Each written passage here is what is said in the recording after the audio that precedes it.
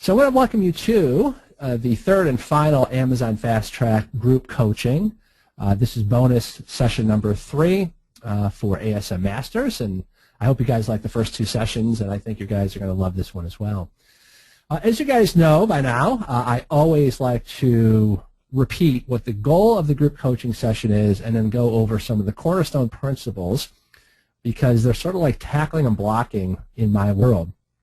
And so, you know, the whole goal of group coaching is we're going to go on this journey together. So as my Amazon business grows, the idea here is yours will grow in parallel. You know, as I learn new insights, new marketing funnels, new Amazon tactics for ranking, I'm going to share those with you, and then you'll be able to apply it to what you're doing. And that's, of course, why I started my Amazon Fast Track group coaching, which is my ongoing coaching program that's based on the mentoring model. And the mentoring model, I first started to use that when I started my practice management consulting company in the 90s. And back then we used to call them a teleseminar. So we'd get all these doctors on what was you know, sort of like a 2-dimensional educational format just over the phone. And then that evolved into the webinar format. And the webinar format is really perfect for implementing and realizing the mentoring model in the real world. Because the mentoring model, you know, as we look across educational platforms throughout history, the one that has the highest rate of success time and time again is mentoring. In fact, if you look at franchises have some of the highest rate of success when you start a business. Why? It's really the mentoring model applied to a business, isn't it?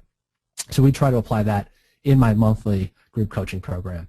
Now let's go over the cornerstone principles. Again, as I said, this is like tackling and blocking. These are things we'll never move away from. For as long as you're with me, we'll always sort of circle back to these core principles that I think make the foundation for a very successful Amazon business. The simple business plan is you're going to make $10,000 a month from one product. That's the overarching goal. No matter what we're doing, no matter how busy our day gets, always remember, one product, we want to be able to average $10,000 a month. So if you want to make $100,000 a month and quit work, how many products do you need? Hey, even I can do that math. That's 10 products. My secondary goal is a 40% overall net profit margin. Some might be more, some might be less. I want my product mix overall profit margin to have that 40% profit target. So with 10 products, doing $100,000 a month, my net profit after all my expenses is $40,000 a month. Okay.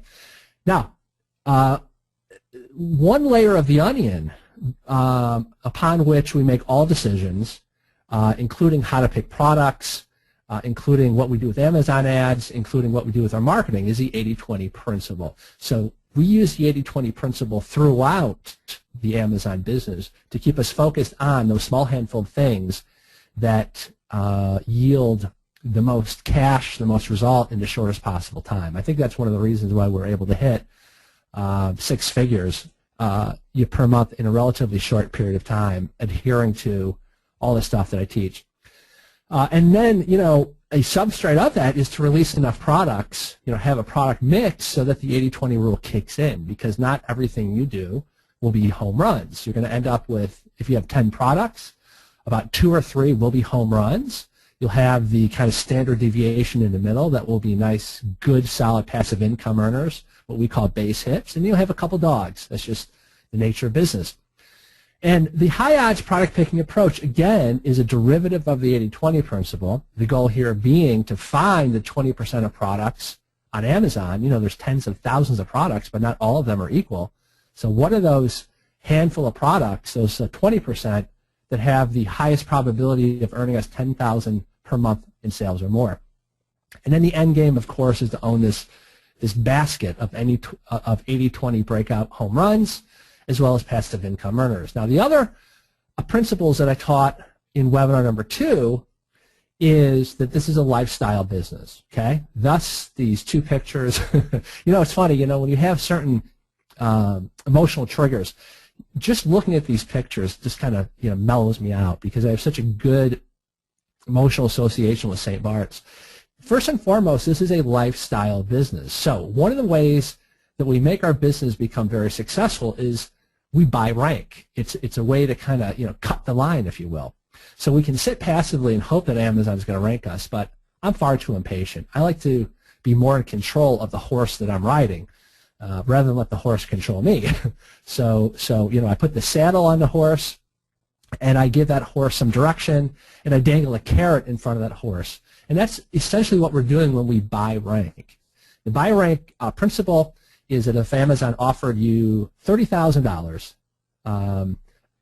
if Amazon calls up and said, give me $30,000 and we'll guarantee you, Ben, a #1 rank, are you interested? All of us, if we have a modicum of motivation, all of us in a heartbeat would say yes. Why? Because we know we can make back that $30,000 very, very quickly, probably within the first month, if not sooner.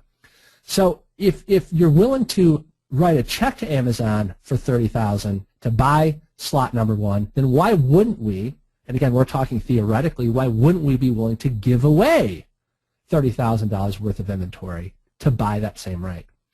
So as I said, though, just sort of cycling back to the lifestyle business, no matter how entrenched you get with actions, frustrations, wins, etc., don't ever forget why you got into this crazy business. It's for the lifestyle that this business can buy us. What motivates you the most? What is your St. Bart's? Keep that front, top of mind at all times, and you'll find that it'll get you over those very frustrating humps. Amazon, it's like any other business. It's not a clear, easy, one-way, stairwell up to the top. You're going to have detours and plot twists. So you want to have an underlying, fuel that really keeps you committed to your goal. And as I said on webinar #2, don't build your life around your business. Build your business around your ideal lifestyle. The beauty of this business that I've discovered is that all the heavy lifting happens up front. So once you've sourced and ranked a product and done all that stuff, it's pretty much hands off. And there's really not a whole lot you have to do other than just making sure you have enough inventory and then just reordering. And of course, releasing more products if you want to, if you plan to aggressively build your business like we do.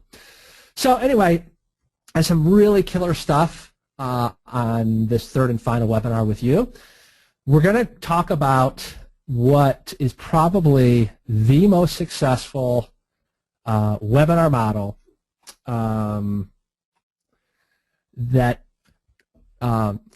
not the most successful webinar model, the most successful marketing funnel that probably has ever been created to rank a product, and that's my $1 Amazon marketing funnel.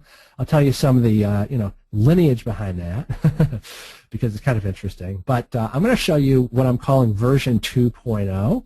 It's a variation on the theme, and it's a new improved funnel that ranks new Amazon products. You're going to get some updated HTML files. And we're going to workshop. I'm going to literally walk you through how to set this up because I find it's the little stuff that stops people from implementing and becoming successful. We're going to eliminate every question and little hang-up you've ever had to rank a product. Well, at least that's my goal. So, as I already mentioned, I'm going to walk you through what we call the funnel building workshop. Literally look over my shoulder, okay? And you're going to see exactly how I set all this up. We're using a new scarcity countdown timer. I'm going to give you the email swipe file to use with the funnel. You're going to see it all. Then I'm going to show you how to rank your product with Facebook. We don't have enough time to give you all of my Facebook campaign set up. That's a whole kind of webinar in and of itself that goes outside the scope of this 3-step beginner series that you're getting. But you're going to have enough. So I'm going to show you how to create a campaign and exactly how to apply this so that you can at least get going. And then we're going to wrap up with a couple things. We're going to wrap up with 12 reasons why people fail with ASM and what to do about it so it never happens to you. And this is based on hundreds of hours of one-on-one ASM consults I've done. And so I'm going to, in no BS fashion tell you what these 12 landmines are and exactly how to avoid them. And then I'm going to have some final words for you. All right? So what do you guys say? We get going. All right. Do you want to know the #1 thing that everyone wants to know on Amazon? And that is ultimately how to rank an Amazon product, right? How to rank an Amazon product. And I'm going to teach you one of my very successful methods to rank a product. All right, and I would argue probably the most successful to date that's out there. That is a proactive way that you can rank, where you're not sort of beholden to whatever the winds of Amazon happen to be that particular day. And I love proactive marketing funnels where I can take control. It sort of changes the whole way that the Amazon game is played. And I'm going to show you exactly what that looks like. So we call this a $1 Amazon Marketing Funnel version 2.0, aka the dollar funnel. Now I want to cycle back to something I taught on our last webinar. 3 ways to get ranked. Number 1 is daily sales velocity. Are your daily sales higher than the other guys on page 1? Second, on-page conversion rate. Is your conversion rate better or higher than the other people on page 1? And do you have enough 5-star reviews? And I said that 5-star reviews, I have enough data at this point to prove that 5-star reviews in and of themselves do not rank a product. What they do is a result in higher on-page conversion rate, which increases your daily sales. But so if we just sum it up and say daily sales, on-page conversion rate, and 5-star reviews, that's how you get ranked. Now what's really, really cool is that my $1 Amazon marketing funnel ticks all the boxes, aka it boosts your daily sales, or it tricks Amazon into thinking all of a sudden you're a bestseller. Second, it increases your on-page conversion rate, because one of the secrets behind this is we adamantly protect your on-page conversion rate by literally constructing hoops they have to jump through before we ever reveal the link to your product. And then third, it gets more reviews. Because why? Well, because the premise for selling somebody this high-value product for just $1 is you're seeking honest reviews. Ticks all the boxes, and it ranks a product. So let me just show you this sort of new and improved version of it, and I think you're going to love this. So let's just pretend this is our product. I need to stress this is not my product, but this is just what we're going to use for the workshop today. So the Tavolo 12-inch set of 4 silicone spatulas, okay? We run an ad on Facebook that looks like this. First of all, we use a branded, brand new Facebook fan page. The goal is not to build up likes. The goal isn't even to post any content on that Facebook fan page, simply so that when our ad appears in the news feed of our targeted audience, there's an instant connection, because I happen to like Cook's World on Facebook, and I target Cook's World, and this makes sense. Chef Georges Louis, I just made that up, and I just bought this image from a royalty-free image site that instantly jives with me, because I have a proven propensity for liking cooking-related things. And it says, want top-rated silicone spatula set for only $1. Well, duh, who wouldn't? It's an irresistible offer, right? Normally $19.95, insane launch sale, 1 day only 48 available, expires tonight. And it says, get one here. And it gives me the link. It also has the Amazon branding, insane Amazon.com $1 deal. And all this stuff has been tested, by the way, so if you have seen some of my bestseller funnel previously, you'll notice there's various little tweaks, and these little tweaks, there are differences that whisper, and there are differences that scream, and these are differences that scream. They may appear little, but they've made a big difference in overall response rate, such as we added the Shop Now button, we added some of this copy, and don't worry, I'll show you how to set all this up a bit later.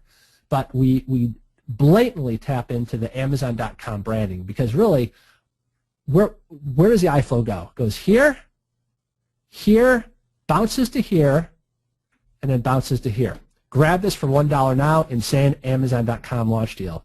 So we repeat Amazon here, which is very prominent, and here, and we add the Shop Now button. Now, just if you're curious, this is the mobile version. This is what it would look like on somebody's cell phone. Same exact ad copy. Now, as soon as somebody clicks on Shop Now, it takes them to this page.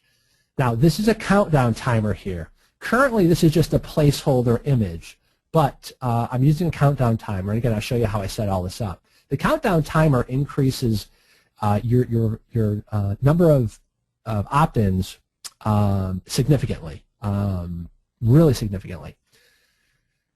And again, you're going to have these upgraded HTML templates. We've edited some of the copy, some of the layout, et cetera, et cetera. And again, we'll go through all this here momentarily, but let's just read this together. All the verbiage is very important.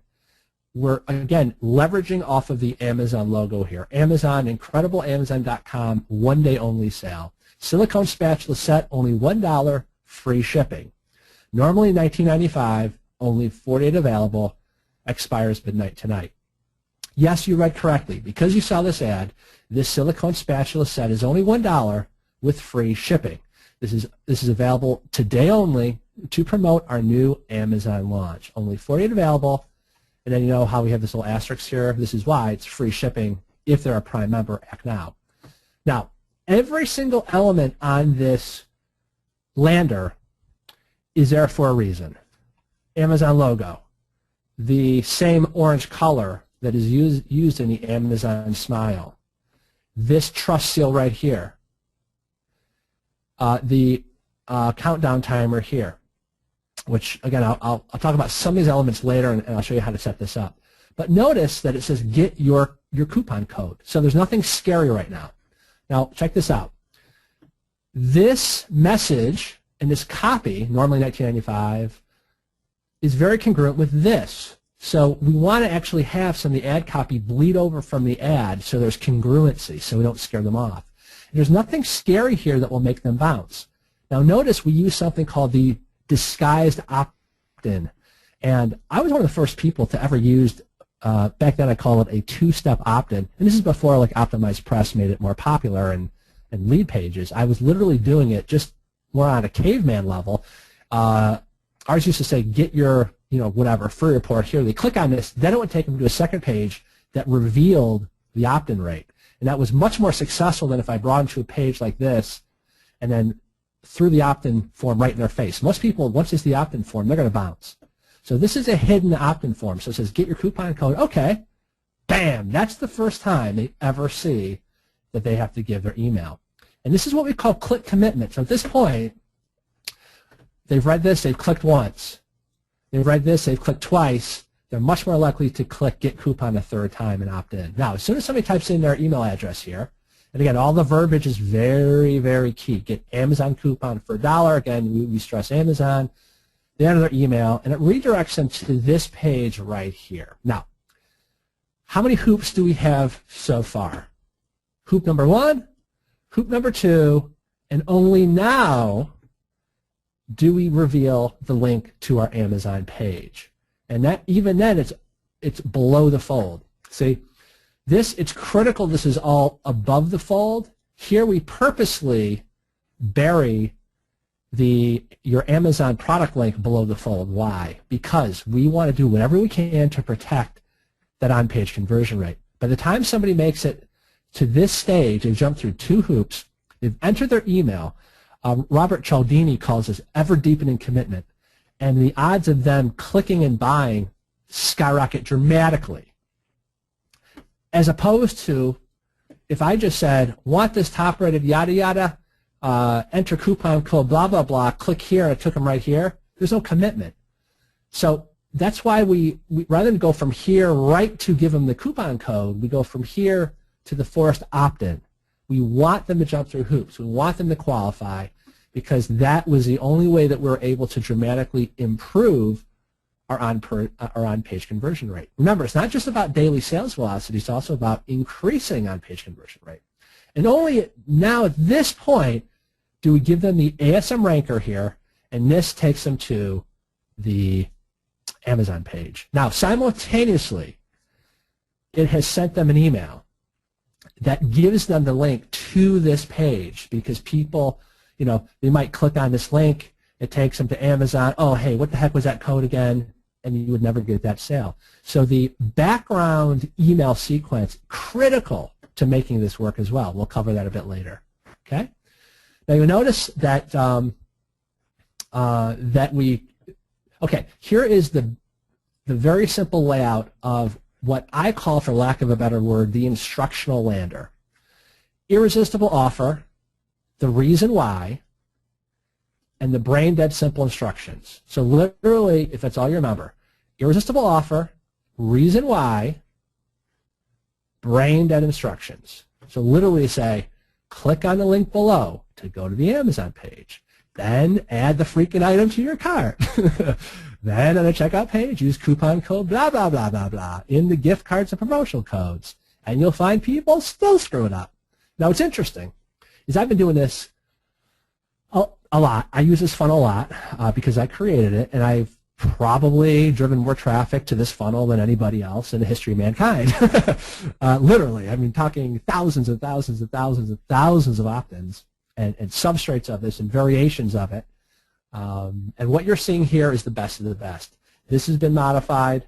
This has been modified. Again, it might look similar to the previous substrate. It's not. This is, well, it is similar, but this is the best of the best currently, what we call version 2.0. So be very wary in getting too creative with this process, okay? Because if you get too creative and then you don't get the result, then you don't know if it's your product, if it was your offer, or if it's because you overthought this whole process, okay? Now, some of the verbiage in here is going to set up an expectation for reviews later. Very, very critical.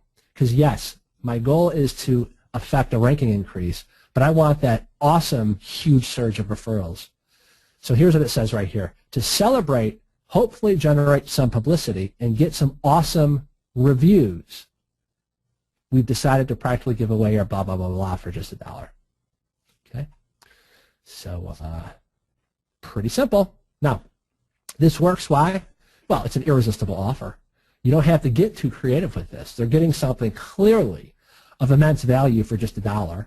They see that they can trust it because on Amazon, because we have repeated this trust factor time and time again.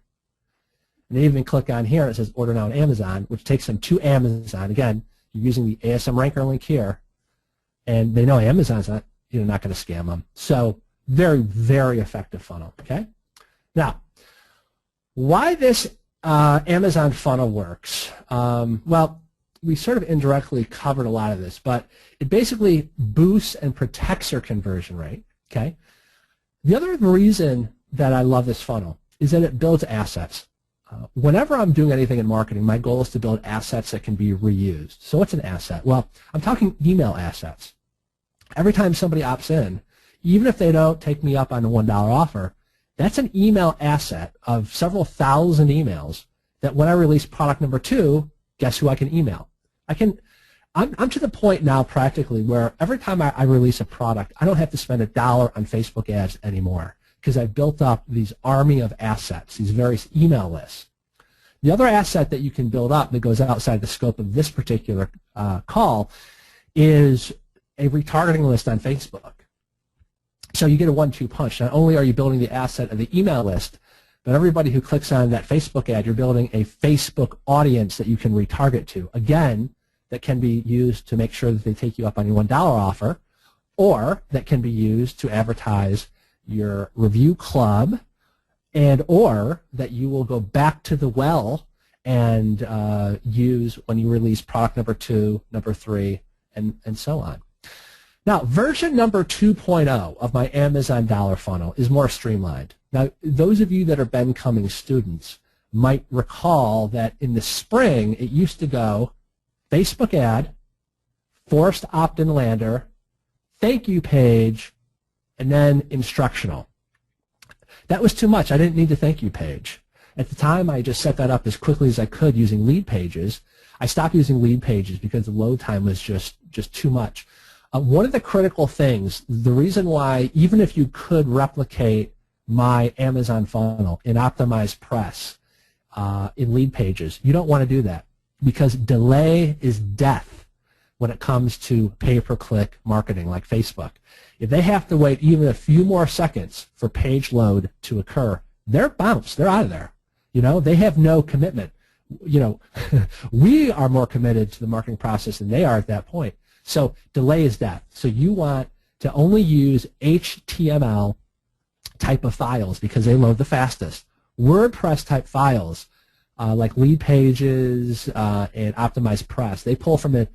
Well, I won't bore you, but like essentially like a database. Okay, so many behind the scene things have to happen for those pages to load. You don't want to do that ever. If you talk to anybody that does CPV, which is a very aggressive style of pay-per-click, they only ever use HTML. They would tell you, I'm talking if they have any experience whatsoever, that anything except HTML is suicide. And I found that to be the case. I have found that because my comfort level was only with WordPress, that when I used to limit myself to just WordPress style like opt-in pages, it would end up really costing me so damn much money that I switched over to HTML. The scarcity countdown timer. Now, that's optional because there is a cost to buy the script that will run that countdown timer. But I can tell you from my direct testing, it improves opt-in rate by 20 to 30%. Now, keep in mind, the opt-in rate is already huge with my marketing funnel. To bump it up another 20 to 30% is just massive. Okay. This funnel again gets you daily velocity buys, aka you're on page gazillion with your new product on Amazon, and you can proactively force 50 sales a day for 4 days with my funnel. It gets you reviews, as you'll see how I wire this a bit later, and it gets you conversions because your conversion rate is going to be massive because you're not trying to sell something for $19.95, you're giving it away for $1. So it boosts your on-page conversion rates that you're displaying as well. Now, what is the outcome or the purpose of the dollar funnel? All right. There's a flow here here, let's just take a step back. Okay, so let's get out of the demo and let's just talk big picture. Big picture is first and foremost, you have to get your initial 15 to 20 5-star reviews before you implement any Facebook type of marketing. So you wouldn't want to use the dollar funnel first, almost ever. There's no reason to, because on the previous webinar, I gave you several ways to get easily 15 to 25-star reviews first. No one likes to show up to the party first. So you do not want to ask a cold lead that has no relationship with you, that just bought your product for $1, if they leave you a negative review, that's going to set the context for all the people that follow to be way more skeptical and wary of your product. That means you're losing control. Do not shortcut this. Everybody wants to shortcut the system, and I get it, but don't do that. First, get the base of your 15 to 25-star reviews. Very easy if you just go over the tactics I taught in webinar 2. Then, again, we're not using the dollar funnel yet. Then phase 2 is when you turn on your Amazon ads, because you have those base of reviews. And one tactic that I like to use in concert with Amazon ads is to lower my price to just above break even temporarily. Why? Again, to get more sales, more conversions, and more reviews. Now, only when Amazon, I'm getting traction in the rankings and I'm slowly getting pushed up near page 2 or 3, only then do I unleash all holy hell. That's when I very aggressively unleash my dollar funnel as that last push to get me to page 1 or the top of page 2. All right? I believe all the above steps in that order are very important if you want to stick your ranking. Now, you can try to shortcut it, but your ranking's not going to stick. All you'll end up doing is going through a lot of product, and then you're going to, like, you might go up for a few days, but then you fall right back down to rankings. If you want to stick the ranking, okay, then you have to be a little more patient and go through this process. Because really what this is, big picture, is it's tricking Amazon over the course of several weeks to believe that your product came out of nowhere, suddenly started getting popular, then got more and more popular, then got extremely popular. Now, how well does this work? The version 1 of my Amazon marketing funnel, which is a very rudimentary version, very caveman, helped me make $15,000 my first month on Amazon. And my Amazon Fast Track coaching students have used this funnel repeatedly to get page 1 rankings for multiple keywords, and it's probably the most successful proactive marketing funnel out there right now. And it's the missing piece that can get your new product ranked. Now, what if you don't have enough money or inventory? Well, here's my advice. Start wherever you are. Okay, if all you can give away are 10 units a day for 4 days, fine, do it. That's better than doing nothing. It's better than sitting there hoping and praying that sales will somehow magically fall into your lap just because you're a nice guy or girl, okay? Just get in the game. Literally, if that's all you can give away are 10 units a day for 4 or 7 days, do it. That's better than nothing. Get in the game. Take action. Get that momentum going in the rankings. So, all right. So I hope you're excited about this funnel. Some of you have seen this before, but I guarantee you didn't implement it. Why? Because there are things holding you back. There are little nuances that no one ever showed you. They're like these little, subtleties that are the difference, that make the difference between failure and success. Well, I'm going to go through all that right now. Let's go build one of my dollar marketing funnels. Literally, let's go build it together right now. All right? We're going to lift up the hood on my car, and we're going to install the engine. You're going to see it, and you're going to have a confidence so that you can be successful with this too. All right, so we call this the Funnel Building Workshop. I love workshops because you're going to learn, finally, how to do this in step-by-step detail. All right. Now, everybody's starting here at different levels of skill. So I like to start from the basic and then move to the advanced. So step one, I know for a lot of you it's obvious, but not everybody, is you have to buy what's called a domain name and you have to buy web hosting. Both of them dirt cheap, okay? If you don't know anything about web hosting, go to HostGator and buy their Baby Gator plan. It's only $6.36 a month. If you can't afford that, you have problems that I can't solve. Okay? So if you don't know what else to do, get the Baby Gator plan. This allows you unlimited domains, and I don't love HostGator. I've used them over the years. I'm at a different level where I can afford a dedicated hosting platform that gets me much faster load times. But again, start with where you are. If you can't afford, my web hosting is $300 a month. That would be insane for you to do if you just have one website and you just want to test this. So good enough is good enough. Start with HostGator. The Baby Gator plan, $6.36 a month. Step two, you need to buy a domain. Buy it from Namecheap.com. Trust me, don't buy it from GoDaddy. I won't get into all the reasons why. Just trust me. A whopping $10. So far you have $16.36 into this deal. To get this marketing funnel going. And you want to find a generic domain that kind of connotes a great deal, like blah blah blah awesome deals, daily deals. So like bensAwesomeDeals.com, something like this. And a great tip that I got from Jason, if you're really struggling to find a domain name, go to a website called LeanDomainSearch.com. It's really pretty ninja here. I'll just show you a couple features real quick here. Let me just leap back here to the HostGator here.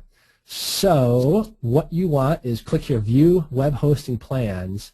Oh boy, they're running a great deal right now. This is Cyber Monday when we're recording this, so you're not going to get these kind of deals. But if you don't have web hosting today, if you happen to watch this today, this is currently $3.58. Normally, though, it's going to be $6 and change. But this is the plan right here, the Baby plan. You do not need the business plan, but Baby plan is good right there, okay? Then you go over to Namecheap, and this is how you're going to buy your domain. You literally just type in, BensAwesomeDeals.com. Click search, and it's available. But let's say you can't find one, and you're just kind of stuck. This is the site that I learned from Jason Fladwin. This is awesome. It's called Lean Domain Search. So you just type in like awesome deals, and it'll show you ideas. And if it's green, that means that this domain is available. So Awesome Deals Tech, Real Awesome Deals. That's an awesome one right there. Real Awesome Deals, Big Awesome Deals. I just love this tool. Ever since Jason shared this on one of his webinars, I use it constantly when I'm not feeling very creative. But anyway, that's step one. Real simple stuff. Buy a domain and buy web hosting, and move on with your life. Don't take more than an hour to complete this step. It should literally take you 10 minutes, really. All right, step two. You're going to make your $1 coupons. Now, big tip. Big tip. Don't make one coupon. Make 4 coupons if you're going to run a 4-day campaign. Now remember, I taught you on the last webinar, Wilson Matos' 4-day wave theory, that it takes about 4 days of daily sales velocity to affect a ranking change. So if you're going to do a 4-day campaign, you want 4 different $1 coupons. Why? Because in a real world, you're going to want to limit how many people take advantage of those coupons. All right? So in other words, let's say that your goal is to give away 50 units for $1 for 4 days. As soon as you see that you have 50 pending orders in Amazon Seller Central, you would cancel that coupon for today. Okay? So that's why you want in advance to have these other coupons ready to go. One of the frustrating features when you create coupons in Amazon Seller Central is it takes up to, well, not up to, it takes at least 4 hours for a coupon to go live. So I learned this the hard way. I made a coupon, and very quickly my daily sales target was hit. I stopped it. Then the next morning, I'm like, okay, I'm going to restart this campaign. And I was like, oh crap!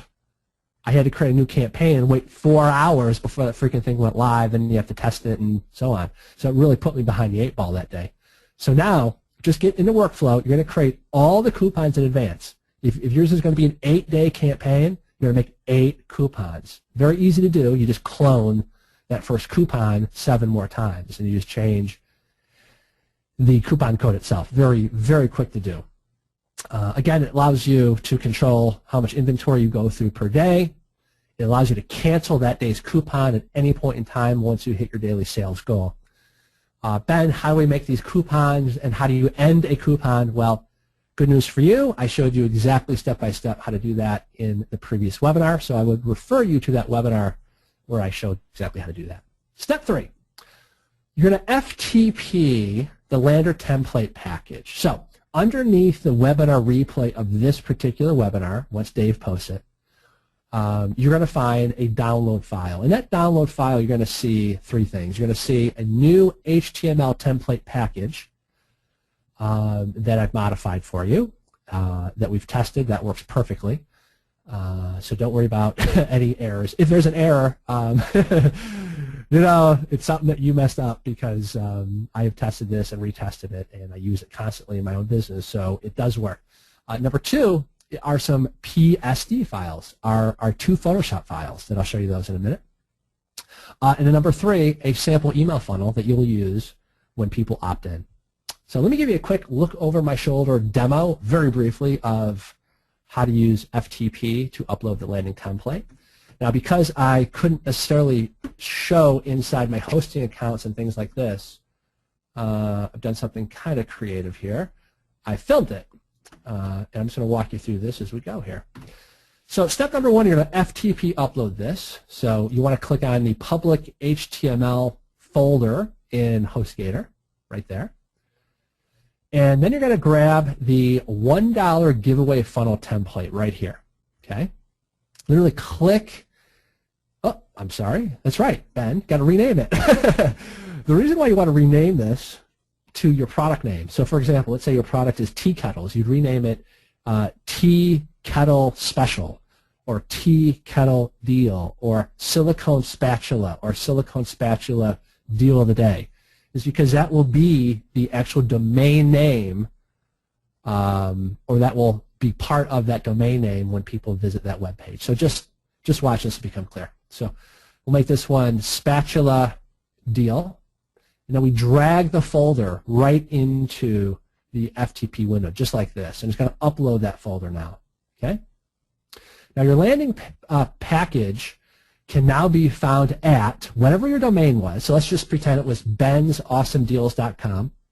Okay, so bensawesomedeals.com / whatever you name that folder. So in this case, we named it Spatula Deal.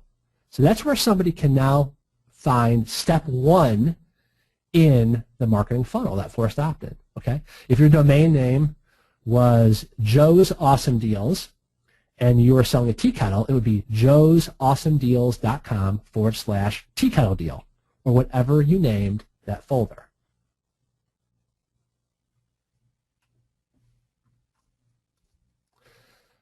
Okay, so that's that. Now, I'm going to presuppose a couple questions. People want to know, Ben, what tools are you using? Okay, I happen to use an FTP, a software program for the Mac called Transmit. Let me show this to you right now. Transmit, type in Mac here, right here. Panic.com/transmit. This thing right here. I love it. It works very, very well. It does cost money. Now, if you want a free one that works just as well, I mean, if you're only going to use this, you know, as a one-time thing, go to FileZilla, and that's the one that you want to use. FileZilla. This is a free FTP program. Okay. And of course, if you're going to use it for Mac or Windows, you want to download the appropriate one. And if you're just sort of brand new to this, then what I suggest you do is go to YouTube and type in FileZilla tutorials, or just FileZilla, and you can probably watch a couple 10-minute videos, and you'll be off to the races very, very quickly. Okay. Now, step number 4: how do we edit the HTML templates? Now, this is the part that freaks people out. It freaked me out back in my early days. Guess what? We're going to solve this for you right now. Okay, so I'm going to walk you through this step by step. You're going to be very successful with this when I show you how easy this is. All right, step 1, you want to prepare the image. So you see this folder here called Images. We're going to open it up. And assuming that you have your Amazon listing live, you're going to click on your main image right here. And you'll literally drag the main image right into that image folder. Okay, that's just to get the image. Now, if you already have that main image, fine, just use that. We're going to rename this something like Spatula. Now, in the download folder that I mentioned that you're going to be getting with the webinar replay, okay, there is this file right here called Lander1 main image template. Let me just show you what this looks like. Okay, so you have been given this trust seal, and here let me just show you this. I think I have this open for you right here. All right. Over here, and I hope you can see this, I'm sure the writing is kind of small, but you'll notice that right here is the trust seal. See this little drop-down folder, so you can replace that with whatever you want, okay? But we've given you this one. And here's your product image, okay? So literally what you do is you just drag the product image right here, you save this, and it will automatically be saved in the exact proper size you need for both landing pages. So let me just go back to the video, and you'll see this in action here, okay?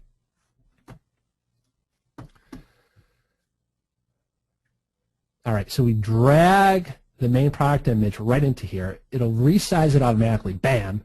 You just move it, and literally, that's it.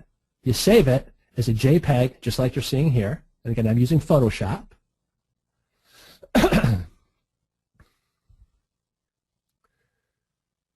And now our image is ready to go. So now we prepare to edit the landers. Step 1, you got to open up the web pages. So here's our folder that we uploaded. And inside, there are 2 different files, okay? So this is that spatula deal, that HTML template a package that we uploaded. And remember, I want to just beat this dead horse. So we renamed the folder because that is, we want something that sounds applicable to the product. So we renamed the folder Spatula Deal. But inside that are 2 landing pages. One is called index.html, and one is called instructions.html. Now the index page, for reasons that are technical and I won't bore you with, you don't ever actually have to use index.html. So let me just show you exactly what I'm talking about here. Okay. So your domain goes here, .com / whatever your folder name is. You guys with me? Okay, so I already covered that. Now, the domain in this example that I bought was happinessoutreachproject.com. Now, you never actually want to use a domain like that. I just happen to have this spare domain that I used for this demo. Now, I uploaded that lander package, and I can now view the individual landing pages at happinessoutreachproject.com / whatever the folder name is will take you to the forced opt-in lander. So in this case, / spatula deal. And then the instructional one can be found at spatula deal / instructions.html. Now, if you ever get stuck, just keep it real simple. Just insert yourdomain.com / whatever you name the folder. That's the first landing page. And then your instruction page will always be located at yourdomain.com / whatever you name the folder / instructions.html. Now, by the way, if this is just freaking you out already, which again I would just submit to you, at least try this yourself first, because this is one of these skills that is just so important that you learn, just for sheer speed, that I think it's worth moving outside your comfort. Okay, but you know, worst case scenario, there's a site called elance.com or odesk.com for literally $15. You can hire somebody from like Bangladesh that can set all this up for you. I mean, this is so easy to them. They could do this. You know, you'd wake them up at 4 a.m. in the morning, and with one eye closed and half drunk, they could do this for you in probably 10 minutes. Okay, but again, I'm going to submit to you that this is one of these skills that can make you so much money that you really want to actually try this on your own. Okay. So we want to open up both these web pages because we're going to edit them in real time, and we're going to keep refreshing these pages so that we can see what these changes are going to look like. Okay. So we're going to just grab these URLs for both, and now we're going to open up the HTML editor. Now, I use an HTML editor called BBEdit. So with BBEdit, I can be within Transmit, which is my FTP client. And look, I know I'm freaking some of you guys out that are brand new to this. You're thinking, I can never do this. But just look, if you can just literally follow along, you know, I know you can do this. So all you do is you right-click on the first file called index. You click open with BBEdit, okay? And that will literally open up this HTML editing program. And we're going to edit this literally in real time so that we don't have to keep uploading the file. All we have to do is click save, and those saves will be realized in real time on the internet, okay? And then we're going to do the same thing. Well, ultimately, we're going to do the same thing with the instructional lander here. But the way I have this a video tutorial, I'm just trying to keep it very simple. Okay, now at this point, where are we? We have edited the image, right? So we've done that in Photoshop. We've saved it as a JPEG. And we've opened up the web page so we can see what our changes are going to look like. And we opened up our HTML editor, in my case, BBEdit. Okay, so now we're going to upload the image, and we're going to edit the lander. And here's how simple this part is. Okay, so see this folder right here, IMG? That just stands for image. So you're always going to put your images in the same folder, IMG for image. Okay, so we just open it up. All right, now see, there's one called productimage.jpg. Now, what we're looking for here, again, this is the first landing page, the forced opt-in landing page. We're going to try to find where that IMG / product image file is, and it's right here. Okay, this is going to be the main product image. Just for clarity, let me just show you what I'm talking about here. So it's going to be this image right here. Okay, this one right here. It's also going to be this one right here. Same exact image sizes. I've set up these landers so I can create these very quickly, and so can you. But this will always be in that same position in the HTML file. Okay. Now don't freak out, but this is the thing we have to replace with our new product image. So we made a product image that we named spatula-main-image, and because you used my Photoshop template, it's automatically sized properly. We're going to upload that into that IMG folder right here, and you can see it's very quick. Okay, there it is right there. And now we're going to click in there and just copy that entire name, including the .jpg part. Literally right-click and copy it. Okay. Boom. Now remember, we said that we're searching for this thing called productimage.jpg, and we just want to replace that with your product image. So we keep IMG because that's the folder it's in. We just keep that. We just change that part, the name of it. So in this case, it is what? Spatula main image.jpg. Now, remember how we opened up those two web pages in a web browser? Okay. Well, because I'm using BBEdit, I click Save in BBEdit, and watch this. I can click the refresh button here, and voila, it will show me my changes realized on the internet in real time. All right? Now we're going to edit the text, and this is actually super, super easy to do. I mean, it takes me longer to teach you this than to just do it, and you'll be the same way. But see these placeholders? It says product name. You just look for those things right in there, and you can do a find command, or you can just look. See, it says product name. She's typing your product name right there. So silicone spatula set. See where it says $? Well, in most cases, it'll be only $1 unless you want to test something. Save, right, and refresh the screen, and voila. Now, see, that doesn't look right. And I'm leaving this on this video on purpose for you because I want you to see. You don't want it to wrap. You want this all above the fold as much as possible. So we're going to do it like this. Click Save again, refresh, and that looks much cleaner. Does it not? Okay. Now we have to edit these parts. Normally, and then you put your retail price here, normally $19.99. Again, we refresh it. There you go. And we do some of these other placeholders that you see here. Replace the product name there, and we say $1 right here. And we refresh. And just like that, the landing page is pretty much done. Now, as an optional step, because this does come with the cost, is I'm using Ben Adkins, not to be confused with me, Ben Cummings, but I'm using Ben Adkins thing called Timerlay, okay? And Timerlay is a paid for service that basically allows you to put a countdown timer, and it has some other cool features. It just so happens to be that's the one that I'm using. I'm sure you can find scripts that do countdown timing for you if you're a little bit more advanced, but again, I'm not a coder, so I have to rely on certain tools like this that I buy. That's why I say it's optional. If you're scarce for money, do not buy this, okay? Just implement the funnel as is with as much, well, like without having to buy a bunch of extra sort of bells and whistles. If you have the budget, then I'd highly recommend that you get the Timerlay timer for this. And no, I don't earn any affiliate commission by recommending this. It's just something that I use. So let me just show you how this works.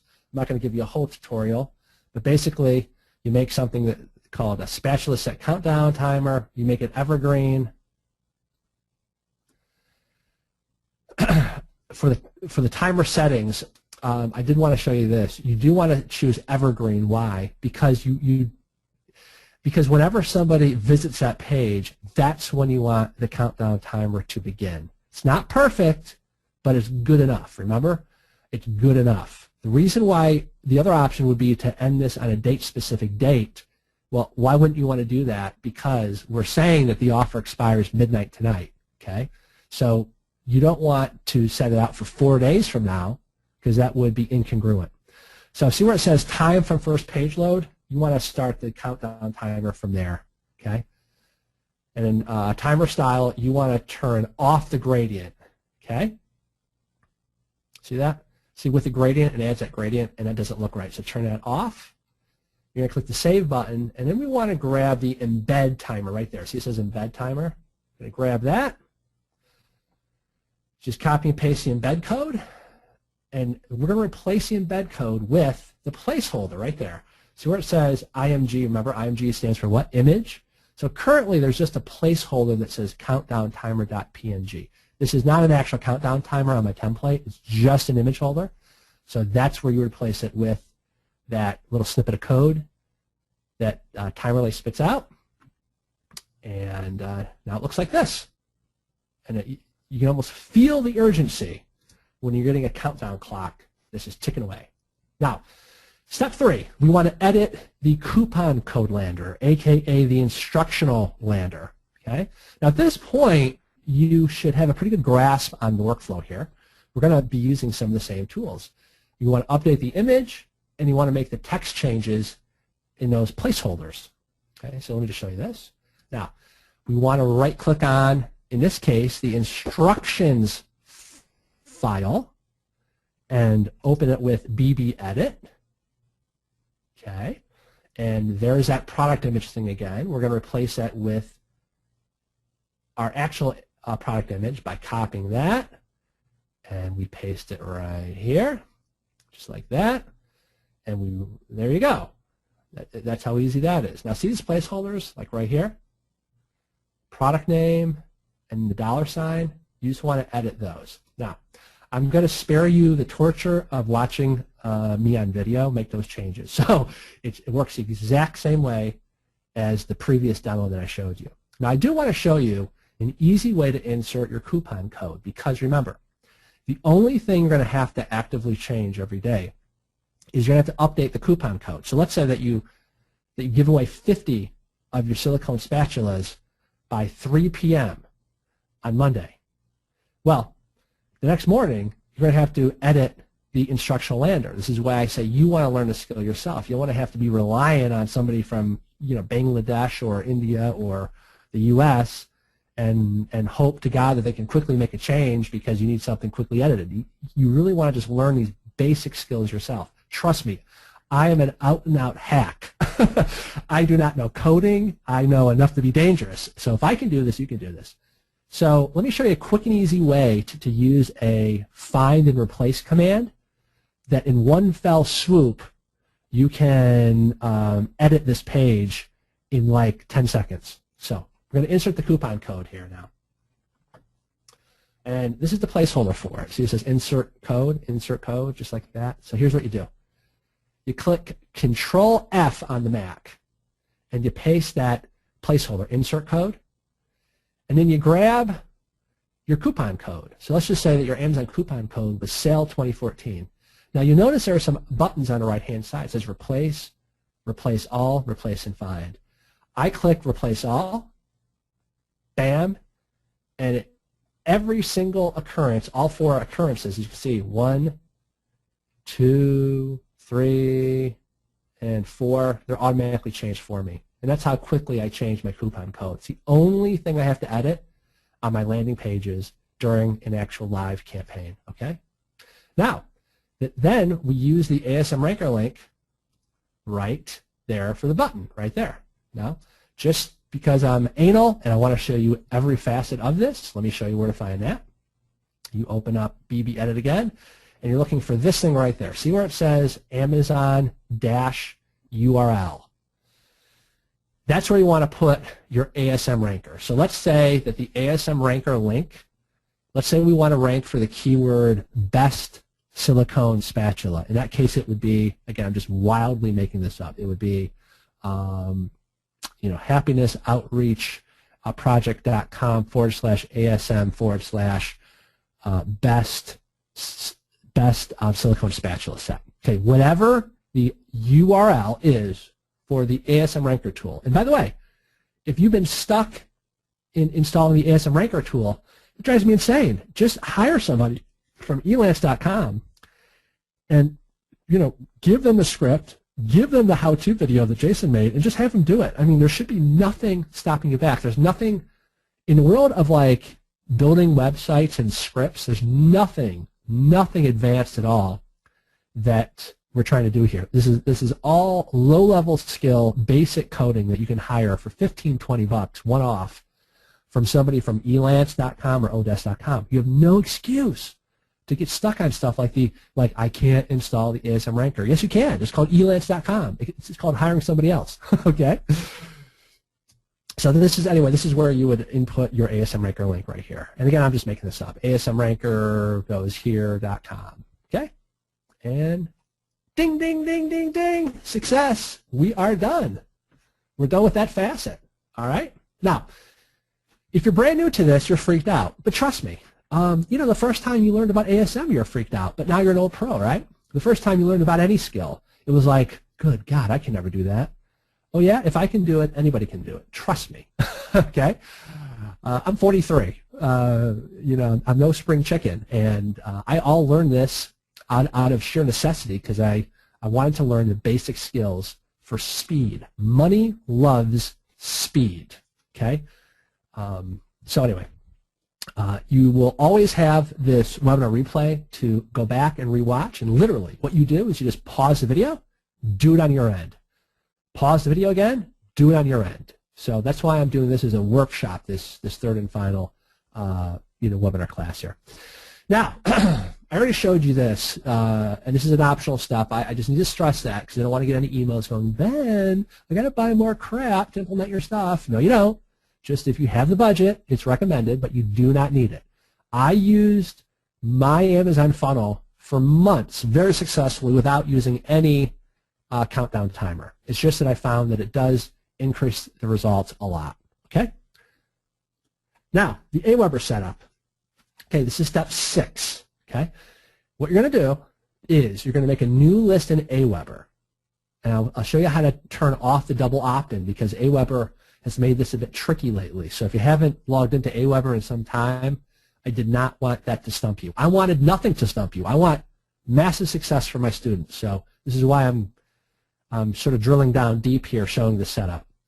You're going to then create a 3-step, very simple 3-step autoresponder swipe that I'm going to give to you. And I'll show you the logic and what links go where. Very easy. Anybody can do that as well.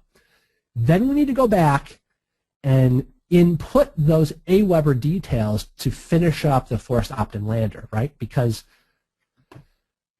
on our lander here, we got to tell our lander, what list, what Aweber list do we add their email to, and then what happens when they click Get Coupon. I'll show you exactly how to do that. You're going to have total confidence on how to do this by the time I'm done with you in a few minutes. So let me just show you this. And at this point, you guys know the drill. I'm going to show you this on the video that I made here.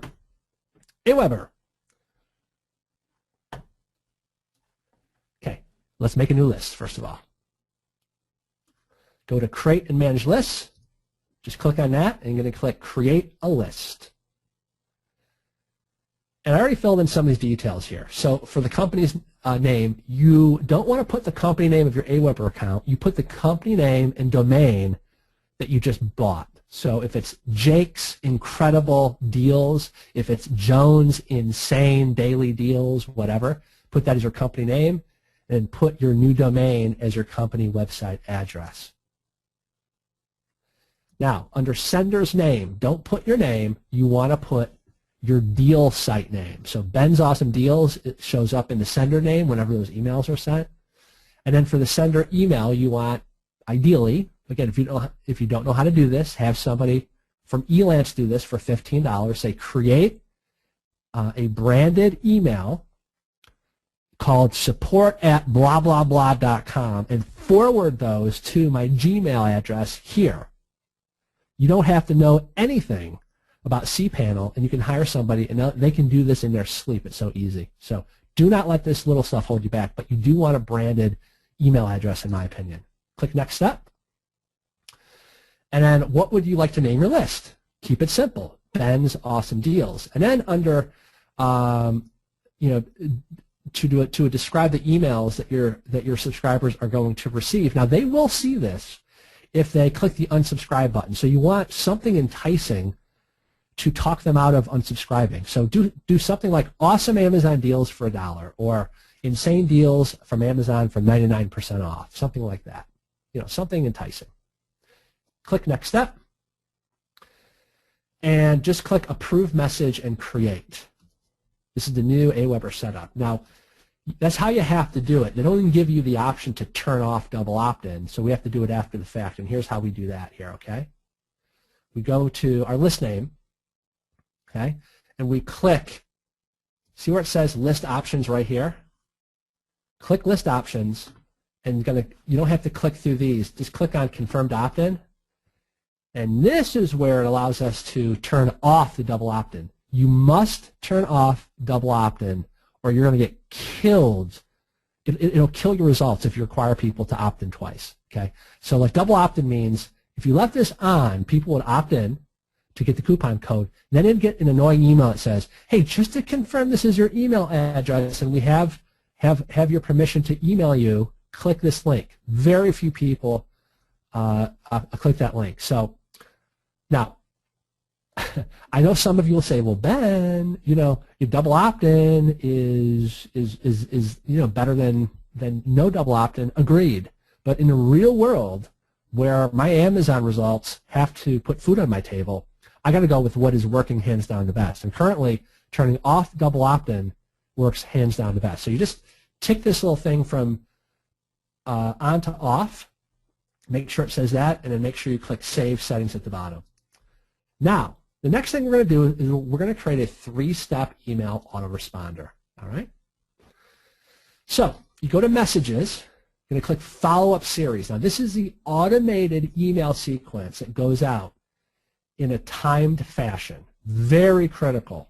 This is like tackling and blocking. This is a foundational element that will get you much better results using it than not using it. Now, I just want to show you something very quickly here. As part of your downloads, you're going to get all 3 steps in a PDF document. And somebody emailed me and they said, "Ben, how do we paste this into Aweber?" Easy, because you can still highlight all this stuff. You just highlight it, right-click, copy, and you just paste this right into the Aweber thing. Okay, that's simple. So you're going to have that. I'm trying to remove every excuse for failure.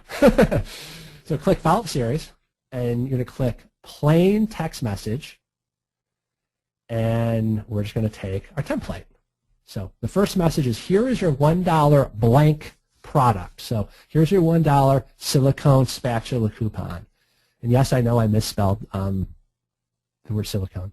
Now we're going to copy and paste this. Now let's just quickly read through this together. The psychology is huge, and I want you to understand the workflow here. So just stick with me. I know we're going a lot of detail here, but it's these little things that will make all the difference. So they've just opted in. "Hi, here's your $1 silicone spatula set coupon." And it says, "Hi, thanks for your interest in getting our blank for $1. The reason we're offering our product for $1 is because it just launched, and we want to get a lot of reviews from folks like you. I built a web page that contains your private Amazon coupon code and easy instructions for how to get this for only $1.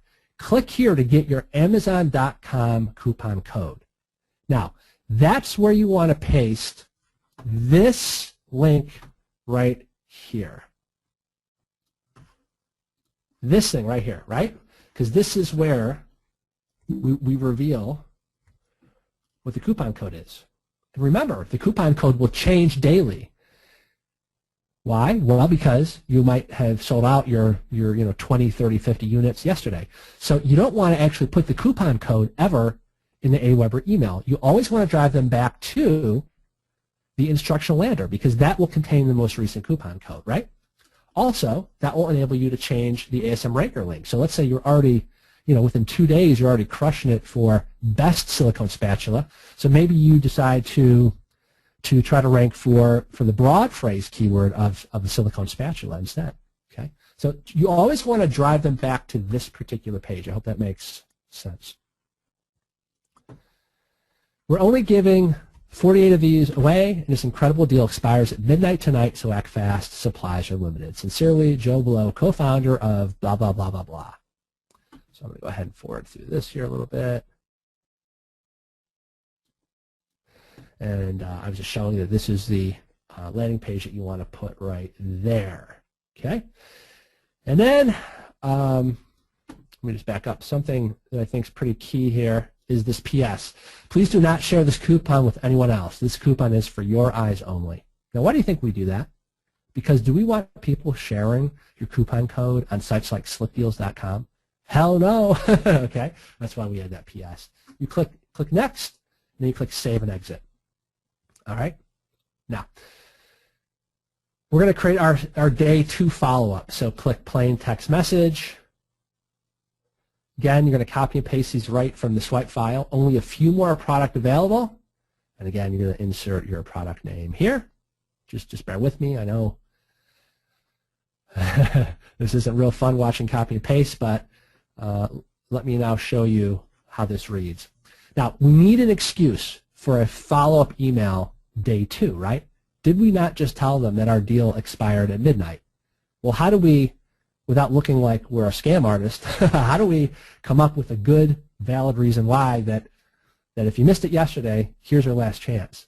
And you always want to give them a second chance, because a lot of people will have every good intention, but then they had to quickly leave and pick up their child from soccer, or or they just forget. So, hi, I have to make an apology. Yesterday we offered our Amazon.com top-rated product for only $1, and the offer expired at midnight last night.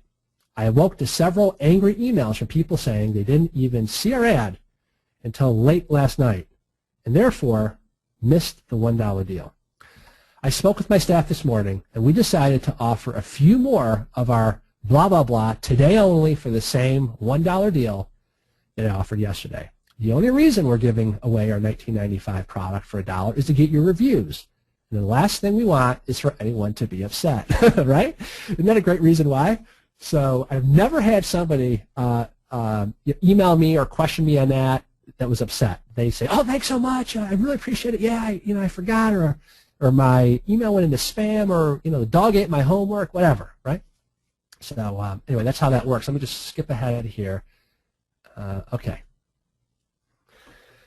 I just want to show you how we do the timing of this in case you don't. Click next. Now, see where it says interval. Number 2 is going to be sent X days after previous. You want this 1 day after the previous. So email number 1 is actually 0, right? That's what they get right away.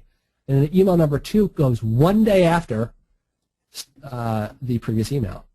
That's simple. Now, we need an email that reminds them to leave a review. So about 7 days later, we're going to send them what we call the follow-up email here. So we go again to plain text message. We grab the swipe file here that I provided you, and it goes like this. I love your Amazon review. Let me just read this to you and show you how this works. Our records show that most of you took advantage of the $1 offer and scooped up our product from Amazon at that amazing price in exchange for your review. That's awesome. It's been about a week now since you ordered the product, so hopefully you received it by now and enjoying it. So far, the customer reviews have been so enthusiastic, and we're so thrilled with your response. If you already left a review, I want to thank you. But if you just got your product or just have been so busy and couldn't find the time, I would greatly appreciate if you could leave your Amazon review for us. If for any reason you're not happy with your product, please reply to this email so we can take good care of you. By the way, why do you think we put that in there? Because we're saying, hey, don't leave a review if you thought our product sucked, right? You've got to have that language because you've got to head off those negative reviews. I can't tell you how many people said, "Oh, I'm kind of pissed. I never got the product even though I ordered it. This is a scam."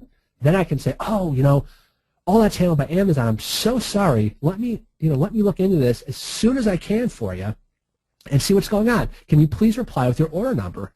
And in the meantime, I'm just going to send you one for free so you don't have to wait any longer." And I just turned that 1 star into a 5-star review. They're like blown away. Now, here's the part that I want to show you here. You got to give them the direct link. Now, I see people screw this up all the time. Somebody just posted this in the main ASM forum, and I just shook my head. They were so wrong on the link structure to drive them directly to leave a review. It has to be this exact link structure here. So let me just show you exactly how this works. So it says, to make this even easier for you, I'm attaching the link to leave your review for our product on Amazon. Now, the person does have to be logged into Amazon, and they have had to have bought it. Now, the great thing about Amazon is it tends to leave people logged in for a very long period of time. So nothing's 100%, but this works 90% of the time. Now, see where it says insert your ASIN here? You don't want to do it with the brackets, and I'll show you this in a second, but you got to grab your ASIN for your product. So where do you find your ASIN? Let me show you. Right here. It's that B008X yada yada right there. So we just grab that ASIN for your product, and then we paste it right in there like you see there. And that's how to give a direct link for someone to leave a review. This is also the link structure you want to use in the ASM email tool, or if you use Feedback Genius like I do. That's the link structure. Okay? Click Next, and this is going to go out. Now, keep in mind, how many days after the fact should this be sent? You don't want to send it one day after they got the previous email because they haven't had a chance for this to be shipped by Amazon yet. You want it, I found the optimum time, again, it's not perfect, is 7 days. Okay? So you're going to do 7 days from the previous message. All right? There you go. Now, big picture. We have made our landing page images. We have edited the image and the placeholder text on the first and second landing page. Yes? Good. We have built our Aweber list, and we have made our initial 3-step autoresponder sequence. Now we need to go back to the forest opt-in lander and edit the list name and the redirect. So look, in other words, in plain English, we have to tell our landing page what Aweber list we want to associate when somebody enters our email, and where to take them after they click Get Coupon. So let me show you how to do that now. Really, really easy. We're going to use the exact same tools we've been using here, okay? Under List Options, you need to grab the Aweber List ID. So you go List Options, List Settings, and see this crazy little thing that says Unique List ID right here? Unique List ID. You want to grab that AW list blah, blah, blah, blah, blah right there, okay? Click Copy. Now you go over to, yeah, so I'm showing you where this is going to go. You go over to that BB Edit document again that has your index.html file open. And you want to look for this. Again, if you didn't know anything about how to code anything, just common sense, you're going to look for the thing that says opt-in form. So see where it says start of opt-in form, end of opt-in form. Okay, that's all you have to know. Start of opt-in form, end of opt-in form. That tells you that this is the section having to do with Aweber. Okay, and this is going to be real easy if you just follow along with these instructions. See where it says your list name, under list name, your list name? Just simply paste in that Aweber ID there. That's it. That's all you have to do there. And then see where it says redirect, and it says meta redirect? Okay, so this is where all that's saying is, okay, after somebody joins that Aweber list, where do you want to take them? So this is where we are going to take them to the instructional lander. So we're going to copy that instructional lander URL. Excuse me. We're going to paste it in those two places, right there, and again, right here. Okay, and we're going to save it. And voila. All right. Now see that section right there? We still got to edit that pop-up. Now that's placeholder text there.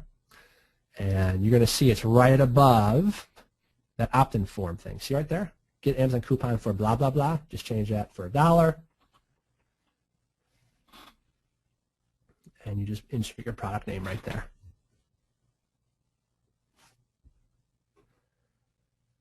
And there you go. So step 6 is just test it. And that just means you're going to insert your email address in here, make sure that everything works, and you're good to go. All right. So I hope you like this. Now, you are done. You are done. And what happens now is you have built your landing pages. You have built your Aweber sequence. You have wired it all together. Even if you're a hack like me, you wired it all together just by following along.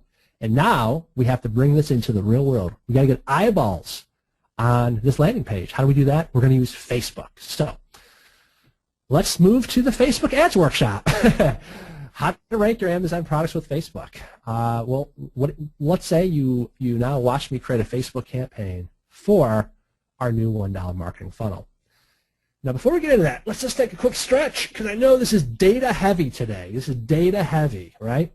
So just grab a quick drink of water and just go and stretch where wherever you are. Just kind of shake it off a little bit, wake yourself up. Okay.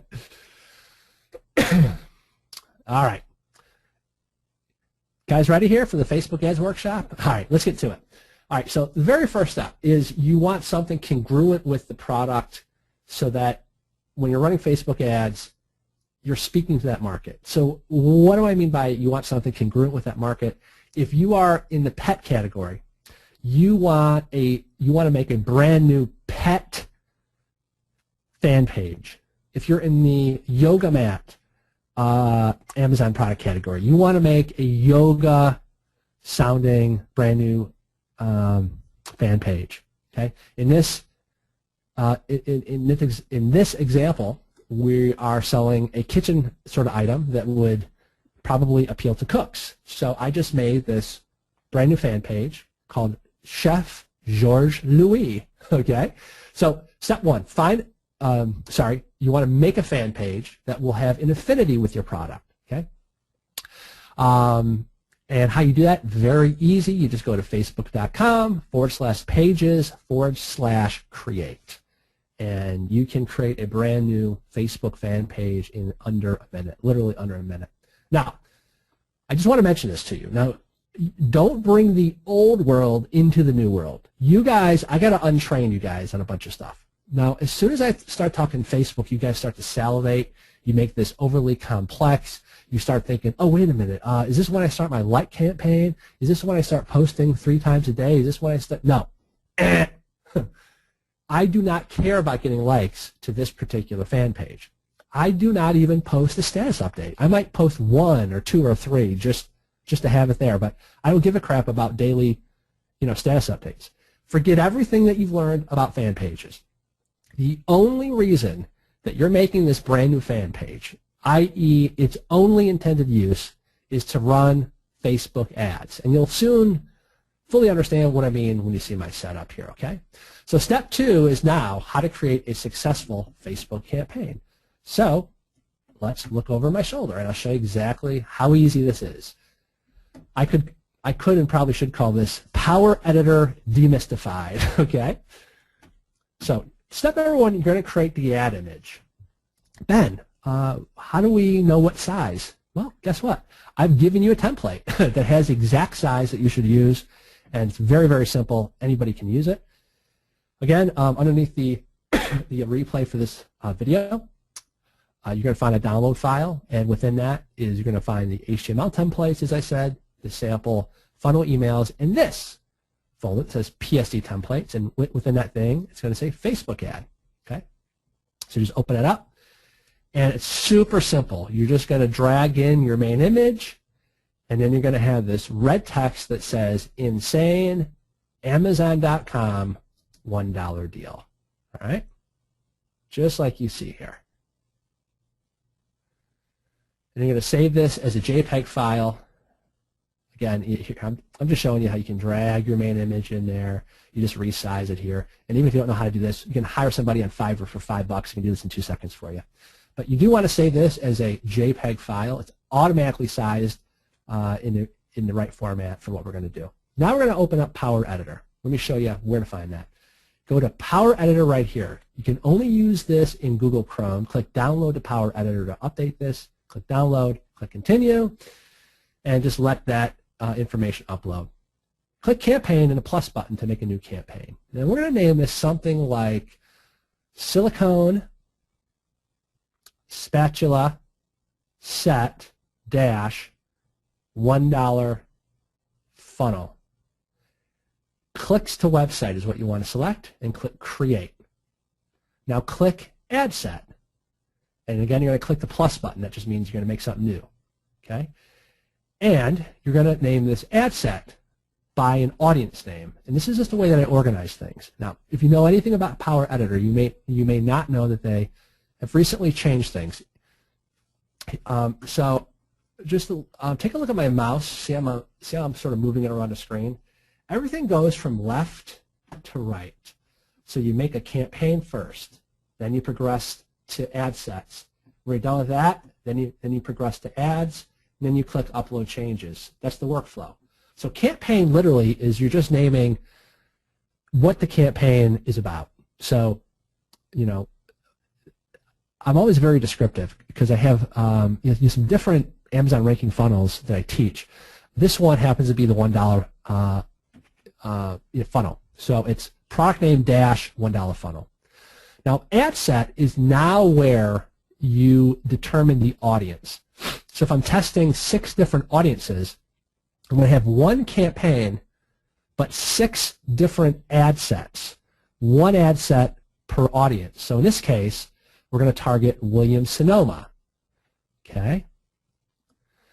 And if I had a second audience I wanted to test, it might be, silicone spatula set dash Cook's World, and then silicone spatula set dash Martha Stewart.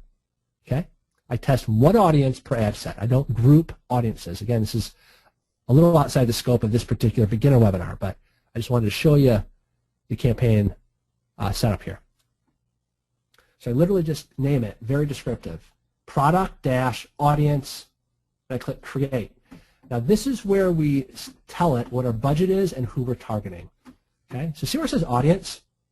This is what we have to edit. Now, make sure that it says all USA. You don't want to do Australia, New Zealand. Why? Because 99% of you are going to be on Amazon.com. And if somebody from Australia clicked on your ad and tried to order it, Amazon wouldn't even ship it to them. So make sure that says all US. And then you have some important demographic information here. Age, again, I'm just making this up. This would be based on your audience. And again, this is outside the scope of this particular webinar. But let's say we want to target women aged 25 and up. So click on women. Okay, and now this is, what I just highlighted there in the upper right is sort of a summary of what our potential reach is as we add these various factors here, age, gender, and now we're going to add interest. Now in interest, this is where I start typing in Williams-Sonoma. I just keep typing it in until it pops up. Now, see this here? See it says 2.704 million people. That's if I chose everybody on Williams-Sonoma, but remember, I'm overlaying that with an age range of 25 and up and women. So watch how it changes it to 1.7 million people now. And that's fine. That's very targeted. And then I click Save. And now we move, oh, I'm sorry. They added the placements also under ad sets now. The only 2 placements I leave turned on is mobile newsfeed and desktop newsfeed. I turn off the right column and the partner mobile apps. So keep those checked and uncheck this one and uncheck that one. Okay. Clicks to website. And again, they keep changing this as of the time of this recording. The only 2 options that they provide us is get the most website clicks to the best price. And that's what I'm finding works best for right now, that one right there. They're just trying to simplify their platform. Now we click on ads, and this is where we're going to create the ad. This is where you want to follow along. Click the plus sign to make the ad. Click the campaign, the ad set. And I literally, I know it's kind of redundant the way we do this, but I just change this to ad. So I always know what I'm looking at. Make sure it says clicks to website, and make sure that the appropriate new Facebook fan page is selected. In this case, Chef Georges Louis. Okay. Now you want to have create new or edit checked off, just like that. So this is where we put. See where it says website URL? Paste in your forced opt-in lander right there. That's the URL that you use. Now, whenever you change something on the middle of the screen, it gives an update on the right-hand side of the screen. So check this out. See, right now this is all it looks like. It's just, it just grabbed that image from that lander. Now for text, this is where you put the text in. It looks like want top-rated silicone spatula set for $1. So paste that text in there, and then again, I preview it over here. Make sure everything's looking kosher. Okay, good to go. Still not perfect though. Link description.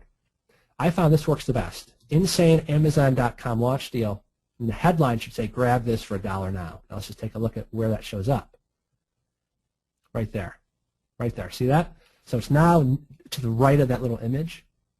But this is going to change, but I just want to make sure that's how it's looking, at least for now, which is correct.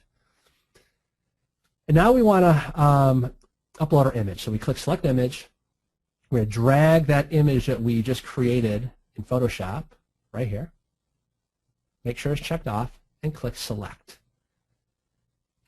And now, see how it moved down the grab this for $1 now to underneath that image? And that's what you want. So that's looking pretty darn good. That's going to pop. And then we want that little Shop Now button to pop up. So see where it says Call to Action? change that to Shop Now, right there. And there you go. That's what the ad looks like. Okay. You can click on the mobile newsfeed button to see what it looks like on a cell phone. And that thing's looking kick-ass. All right. Now, in the old days, you would click Audience and Optimize and Price, and you'd edit stuff there. But now, with the new format, it says this is configured at the ad set level. See, right there. So we already told what audience, and we already told it the bidding. So, okay. All right. So that is it. That is how to create a successful Facebook ad campaign. So you just learned how to rank an Amazon product, right? Some practical issues here.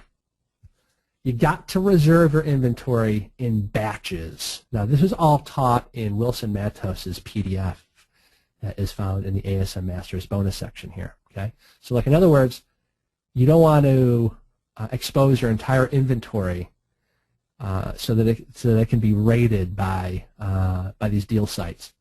Believe me, I've been there. I've done that. There's nothing more disheartening to wait a month for your inventory to finally arrive, and then you start to promote it, and in one freaking day, your inventory is wiped out because somebody shared your coupon on Slick Deals. Yeah, that kind of ruined my day. So you want to make sure that only, let's say, 50 units of your inventory is exposed. So if somebody goes rogue with your coupon, or they share your instructional landing page, that you can quickly deactivate that coupon, and you'll only ever lose that exposed inventory. Very, very important. I would say that's a 100% rule. You always want to reserve that inventory. Very easy to do if you follow along in that PDF. Now, bigger picture, remember, from webinar number 2, think in terms of 4-day waves. So, i.e., how many 4-day waves will we have to commence with until we rank? I don't know. I don't have a crystal ball. You really won't know until you start your campaign. Might be 4 days. You might have to cycle through 2 or 3 or 4 times. You just don't know. Too many factors. It depends on the comparative daily sales volume for the guys already on page 1. For a non-competitive market, they're going to be selling way less with a lower conversion rate. You'll rank way faster than a super duper competitive market where they're selling hundreds of units a day with a high on-page conversion rate. So that's why we say it's probably best starting out that you don't go after those home run markets where there's tons of competition, because there's just that additional level of hurdle that you would have to overcome.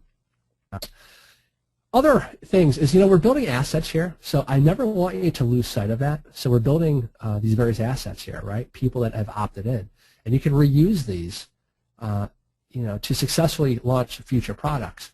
So when we look at the frontline costs of advertising, they're really not what they are. So if you spent $300 on advertising, is it really $300? No, because you get to reuse that next time. So it brings your per unit cost for this marketing funnel down and down and down and down over time, because you get to keep reusing these same assets. So you only have the hard cost once. And one thing that, again, runs outside the scope of this webinar, but you can build your review funnel on the back end, which is what I do. All right, final segment. So you've been handed a huge competitive advantage with all these ASM Masters bonuses that you got from Jason Wilson. As we wrap up this coaching bonus webinar series, and I leave you, let me finish with some tips on how to avoid failure with ASM and how to avoid failure with Amazon in general. And I call this module 12 Reasons People Can Fail with ASM and exactly what to do about it so it never happens to you. So I figured that the best way to wrap up our coaching together is to steer you clear of the landmines that can lead to failure with Amazon. And these observations are based upon hundreds of hours of one-on-one in-the-trenches ASM consults that I've done, as well as my own experiences building an Amazon business and probably making every mistake in the book that you can imagine I've made. It also comes from attending every single Amazon event, networking like crazy, and getting to know most of the top dogs on a very intimate level. So I would say take heed of these 12 landmines here, because this advice will hold you in good stead when I turn you loose into the wild here. All right, so failure cause number one, being married to your product. And I love this little image. It says, keep calm and don't get married. They weren't talking about Amazon products, but you get the point.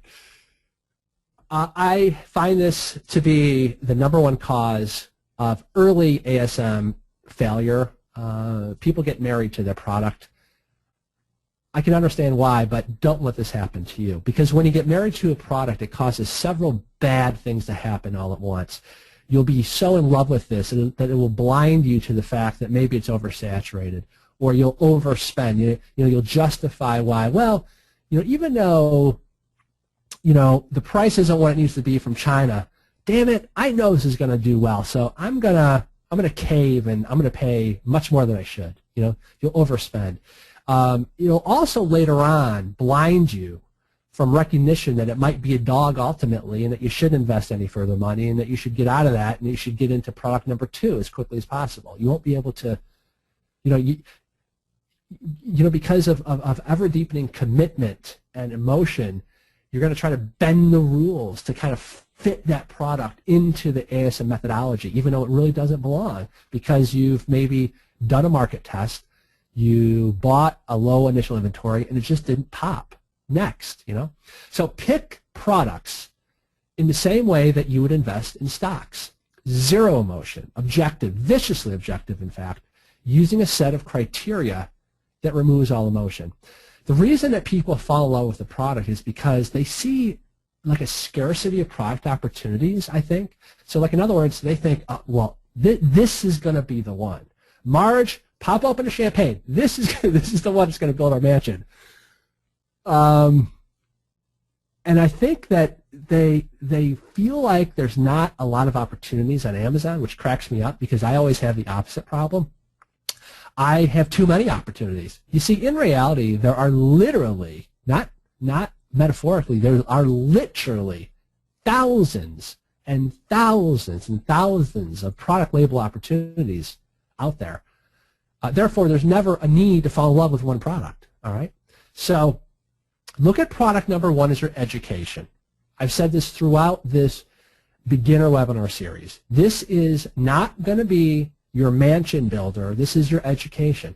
If you make money on your first product, terrific. I'll high five you. But that's not the right way to look at it. Your first product is where you're going to learn the business. Anything you might make in terms of money is a bonus. And what that does, it takes all the pressure off you. Now, the antidote to this disease of being married to your product is always have a large list of private label product opportunities. Every day be adding to that list. This is holiday time, so the next time you're in, I don't know, let's say a cooking store, oh my God, you should walk out of that cooking store with at least 10 awesome private label opportunities that are just kind of, that just entered your consciousness just by looking around and seeing what people are super interested in and playing with, right? So what we want is a feeling of being literally awash with product ideas.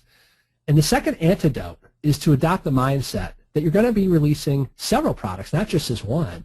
Therefore, you really don't care if this one is your home run or not, and therefore your entire business isn't going to hinge on any one product, i.e. it's easy to get divorced from your product with this multiple product line mindset, all right?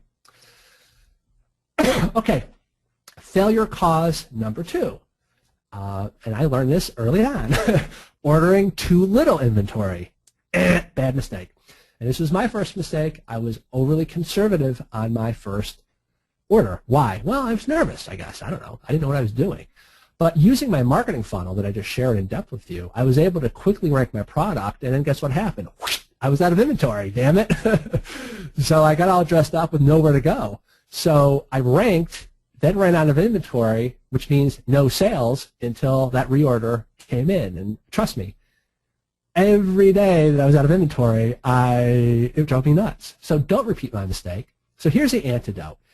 You need enough inventory for, number one, friend and family review. So just get a fixed number in your mind. How many do you have to give away to net 15 to 20 5-star reviews? Then you need enough to sell your product ongoing with Amazon ads. And then you need enough for stage 3, which is to unleash my $1 giveaway to rank your product. So I hate when people say, well, how much? Well, I don't know. It depends, right? If you're entering like a super competitive arena, then stage 3 for you, your $1 giveaways has to be way higher than if you're in a far less competitive field, right? So there is no magic number. It's all product dependent. But common sense rule applies. If you're going to go into rat traps, you're probably going to need 60 for friend and family reviews to net 20 5-star reviews. You're going to probably want to have a few hundred on there just as regular inventory to support your Amazon ads. And then, see, for rat traps, you probably don't need to give that many away. So I might only give away 20 a day for 4 days, right? So it'd be fairly easy to come up with a figure. Now, if I was entering, let's say, Garcinia, Cambodia, oh my God, 1 and 2 would stay the same, but number 3, I'd have to get way more inventory if I want to compete in that super kind of competitive arena. All right. Failure cause number 3, the fear of China. Ooh, China. All right, listen. Don't allow your business to be ruled by comfort zones. Now, I know it seems safer to buy your inventory stateside here in the USA, but guys, is it really? No. Alibaba has different certifications, like a gold supplier, a certified supplier. These certifications, just so you know, it costs these manufacturers thousands of dollars to maintain them, okay? And so you can literally limit your search to just people that are gold suppliers. And then to the right here, I'll just show you this real quick here. Let me just pause something here. Give me one quick second. I'll show you exactly what I'm talking about. Alibaba. All right.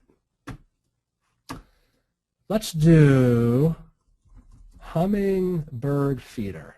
So first thing I do, check off gold supplier, on-site check. I do not check assessed supplier because this really limits you to the largest factories. Now look at this person right here, number 1. This guy is a 4-year gold supplier. So he's been paying these fees, thousands of dollars, for 4 years. Do you think if they're going to scam you, they would spend money to become certified? No. Now contrast this to doing a blind Google research and, hey, gee, I'm gonna live under this illusion that somehow a USA supplier is more ethical than a Chinese supplier.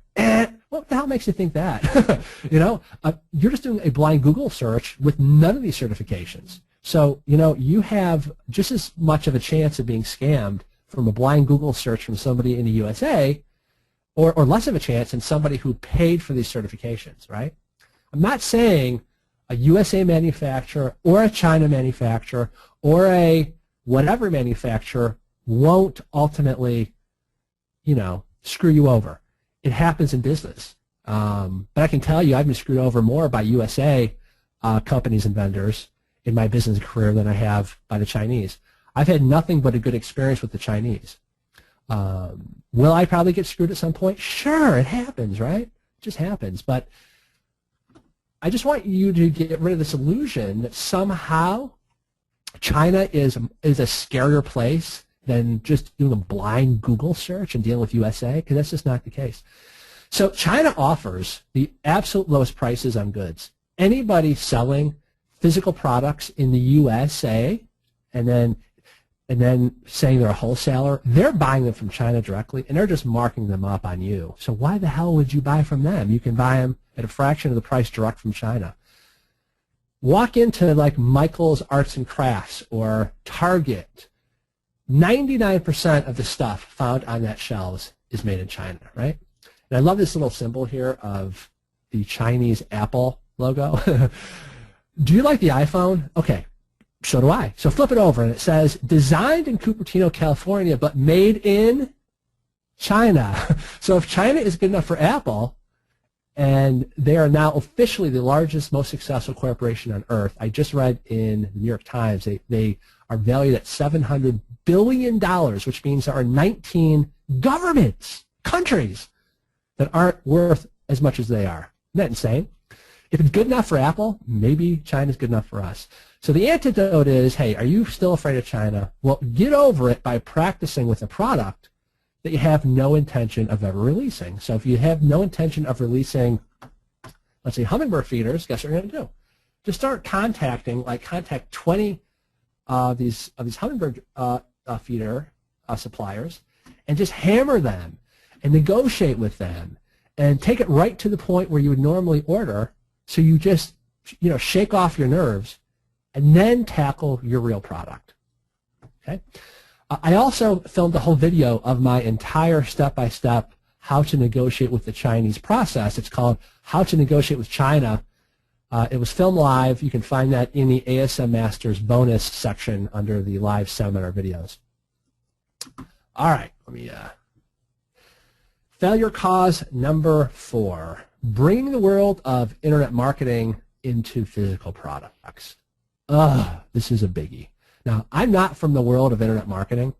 I've bought internet marketing products to grow other companies, but it's a unique industry. Let me put it that way. In the world of internet claims, stack the bonuses like crazy, use super hardcore long-form sales copy, then offer a literally too good to be true money-back guarantee, right? That's like standard for internet marketing. And yeah, this works to sell paper and ink info products. Why? Because they're intangible. You have to. But guys, don't bring the old world into the new world. Internet marketing is its own niche. When you use this in physical products, all it does is it causes worry and alarm. Like you ever go sit in front of a life insurance salesman and you ask him a question and they go on and on and on. It's like, boy, there must be something wrong here, because he goes on and on and on. He's just not giving me the bottom line. So you start getting worried, just your instincts, and all those kind of intuitive alarm bells start going off. It's like, because he's trying too hard. I see this happening when IMers try to apply the IM cheeseball tactics to physical products. You don't have to sell so hard. These are low price points, and these are impulse price points. What you don't want to do is kick in the I just barfed in my mouth effect, okay? Because it triggers the, gee, what is wrong here? Why is this guy trying so hard? So just some tips. Avoid using like the cheesy little stars and check marks and these weird characters that no one else uses on Amazon. Avoid these really cheap, cheesy, low-quality graphics because you're trying to save money and you just slap them up from some poor quality designer from Fiverr. I mean, the whole gig here is to trick people into thinking that we are a big brand that they might have heard of. So, that's how you compete as a private labeler, right, against a brand they have heard of. Well, guess what? If your images stink and you're using all these cheesy stars and then you're throwing in non-related bonuses just to try to puff up value, oh, gosh, I mean, that's going to have a detrimental effect. It's not going to help you. And I get it. Trust me, I get it. I mean, I'm a direct marketer, old school. I mean, I started with Jay Abraham, Dan Kennedy. I have no problem with hard selling. But the point is, you want to use what is working best for conversion rate within the context of the platform. This stuff doesn't work on Amazon. Instead, apply like the James Dyson. He's the guy who invented like the Dyson vacuum cleaner. Think in terms of how James Dyson might explain the benefits of one of his physical products versus some IMer who is releasing, the latest crappy WSO. And I promise you, just have trust in me, your conversion rates on Amazon will soar. This is a picture from the JetBlue wing of JFK Airport. The people in that men's room probably thought I was nuts. I took a picture. This was posted right above the Dyson Airblade. This is perfect copy. Insert hands. Raise and lower through the airflow. Dry in 12 seconds. No more paper towels into waste. I mean, that is how you should do your bullets. That's how you write your titles. There's no cheesy stars. There's no, hey, if you get this, you'll get a ebook that isn't worth the paper it's not written on, right? It's focused on unique selling propositions and in the highest level of benefit in a non-hypey way. Think in terms of James Dyson, apply it to Amazon. Don't think in terms of releasing a WSO. All right. Failure cause number 5, too much laziness and not enough hustle. It's like this guy in this picture. He says, I'm not lazy. I just take a lot of horizontal life pauses. So I continue to do and wrap up my obligatory ASM 3 101 sessions. So when they released ASM 3, part of the bonus package was these one-on-one consults. And so as those consults, so you had to pick 4 products to get consult number 1. But then you actually had to have a product ordered and have your listing built out to get consult number 2. And in consult number 3, you had to do $10,000 a month in gross sales. So I thought for sure I'd have a crap load of consult number 1s and consult number 2s.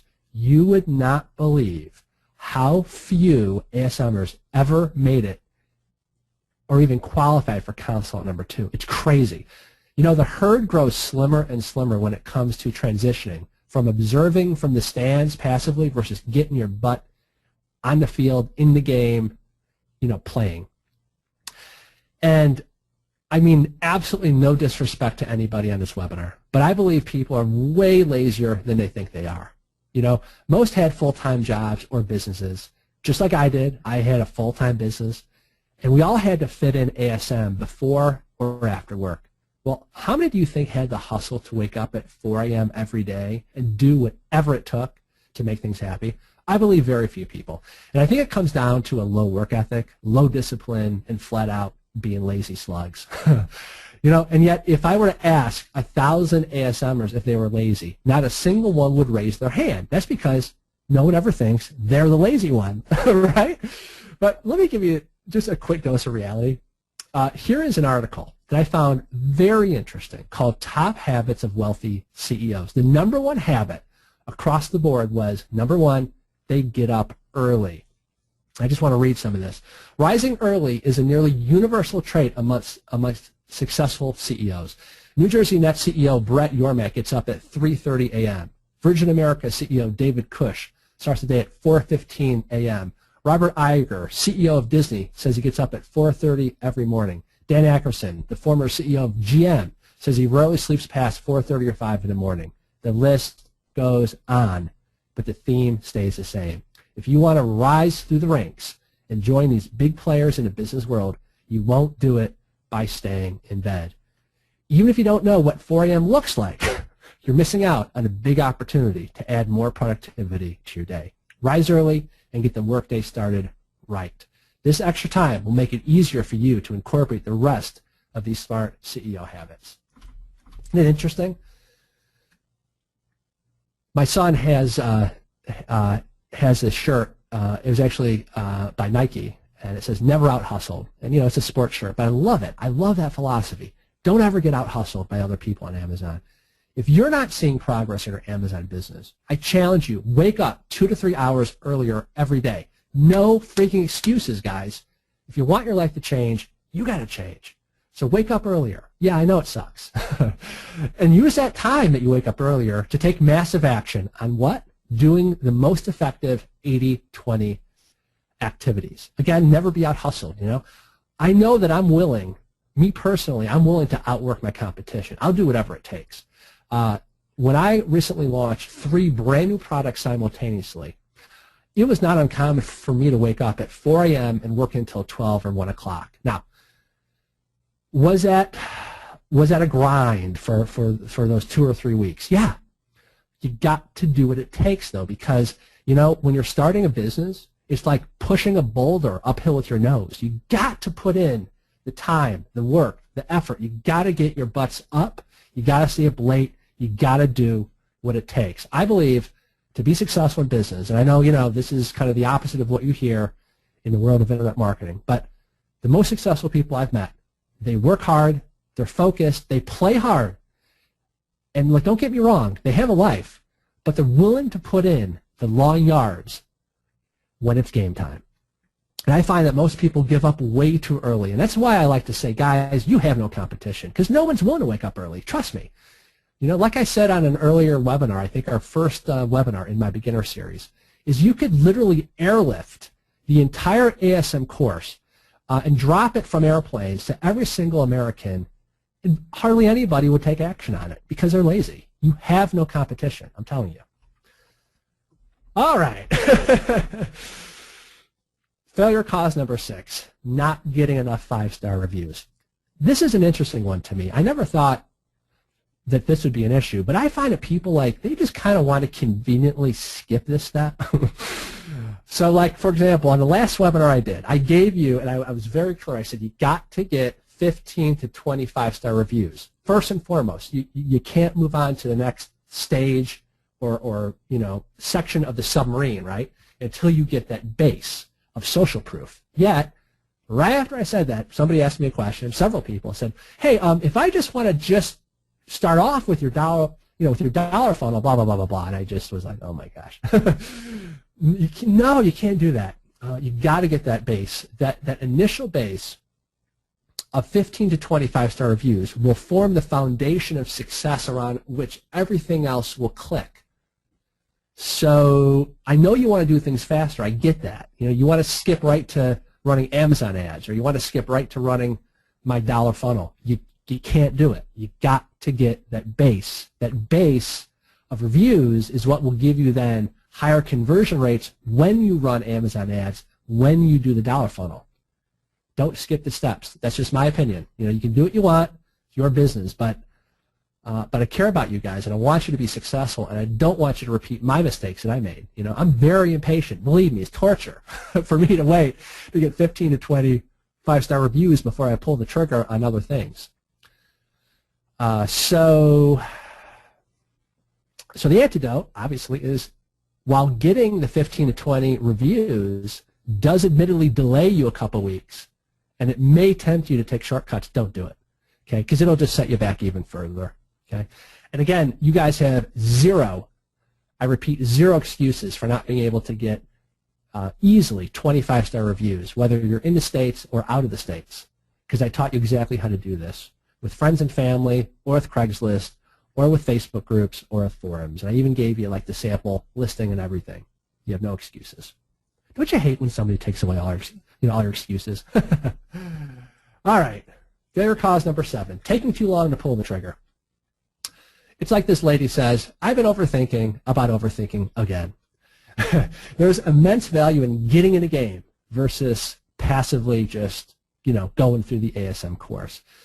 So at a certain point, you just have to say, screw it, I'm going to get in the game, even if this product isn't perfect, even if the time isn't perfect. You know, in life, the time's never perfect. You know, you always have the vacation coming up, the son's graduation, the big project at work. The time is never right. You just got to get in the game.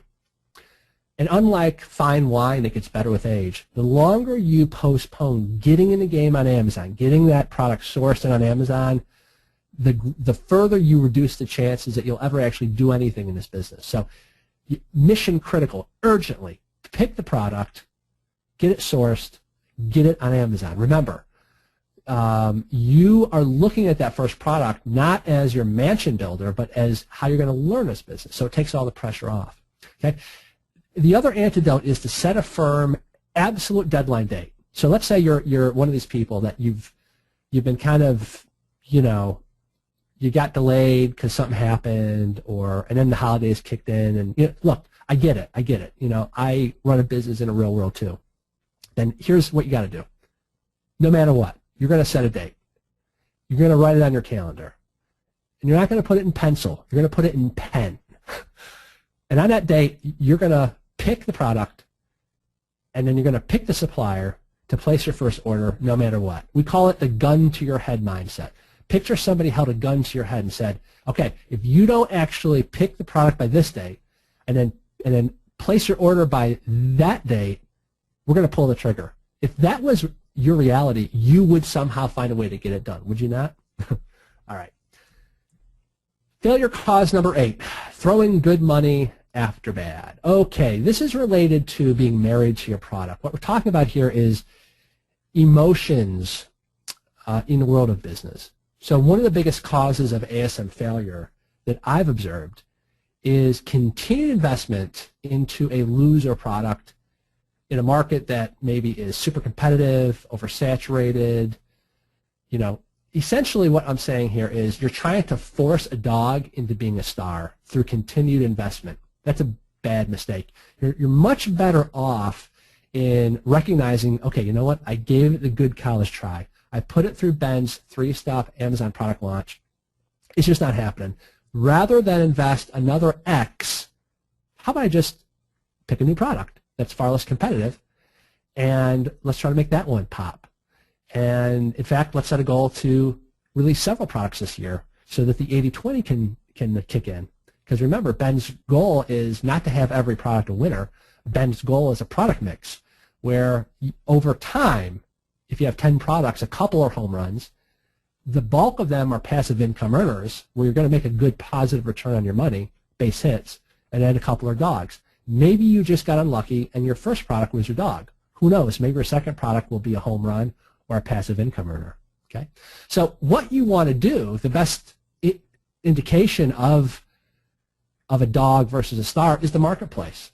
You know, just let the marketplace tell you if it's a dog versus a star. Here's what I found. Certain products will just jive with consumers better than others. You almost can't predict it. It's like, I don't know, just the way you wrote it, just the name you gave it, and just everything's clicked. And it's hard to be predictive with that, right? I think I'm pretty darn good and have come up with systems for building out listings and doing really ninja keyword research. And I just taught a module on how to make thousands of dollars with Amazon ads, right? But the issue is, you know, not every product is going to be a home run. Just certain products, again, I can't explain it other than just all the stars sometimes are in alignment with certain products, and it's hard to predict, you know? So my mindset is this. When I release a new product, I do my absolute best to make a product successful, but understand that the 80-20 principle is going to rule, you know? So the antidote is this. It's similar to the antidote for avoiding being overly emotional about a product, you know, being married to a product. So antidote number one is release multiple products. Trust me, when you have multiple products, you are no longer as emotional about any one product. Second, always maintain a large list of product ideas. And then, as a tactical effort, after making your best effort, don't be afraid to say to yourself, okay, you know what, this one is going to be a passive income earner instead of a home run. So what can I release next? What product can I put on Amazon? You know, products are like New York taxi cabs. You stand in the street, you raise your arm. If one blows by you, your mentality isn't, I'm a loser, I'm a failure. Your mentality is, there's 100 right behind him, next. So look at that as a nice analogy with Amazon. There are so many product opportunities that if that first cab just didn't work out, there's 100 right behind him that will work out. All right. I just mentioned Amazon-sponsored ads. In my monthly coaching program, I taught exactly how to use this, and people were just blown away by it, they told me. And I was actually kind of surprised how few of them were using Amazon-sponsored ads. They're like intimidated by it. So I would say that one of the biggest causes for failure, maybe not failure, but one of the biggest opportunity gaps is not using Amazon ads. First of all, it's a great tool to uncover your best keywords that your market is responding to. So like in other words, even if you didn't want to look at your Amazon ads as a long-term thing that you're doing, at a minimum, what it will do is say, oh boy, you know what? For these sets of keywords, for whatever reason, my product isn't jiving with them, but for this keyword, again, for who knows why, Amazon, you know, those consumers love it. So what you might do is at that point say, well, gee, I'm going to start, you know, I need to rank for that keyword. So maybe you do my $1 funnel for that brand new keyword that you didn't think was going to be that valuable. But now you have market data within your Amazon ads account, and you see that it is going to, you know, do extremely well for you.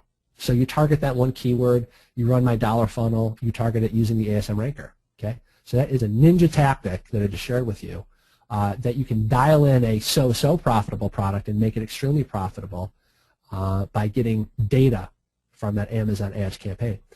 Now, I actually do like to run ongoing Amazon ads campaign. This is something that I do in stage 2 of my product launch, but then once I'm ranking on page 1, I really give this the most attention, where I try to create what I call Las Vegas slot machines. And here is like the analogy that I like to use. So let's say you and I are hanging out in the Bellagio casino. I'm in front of a slot machine.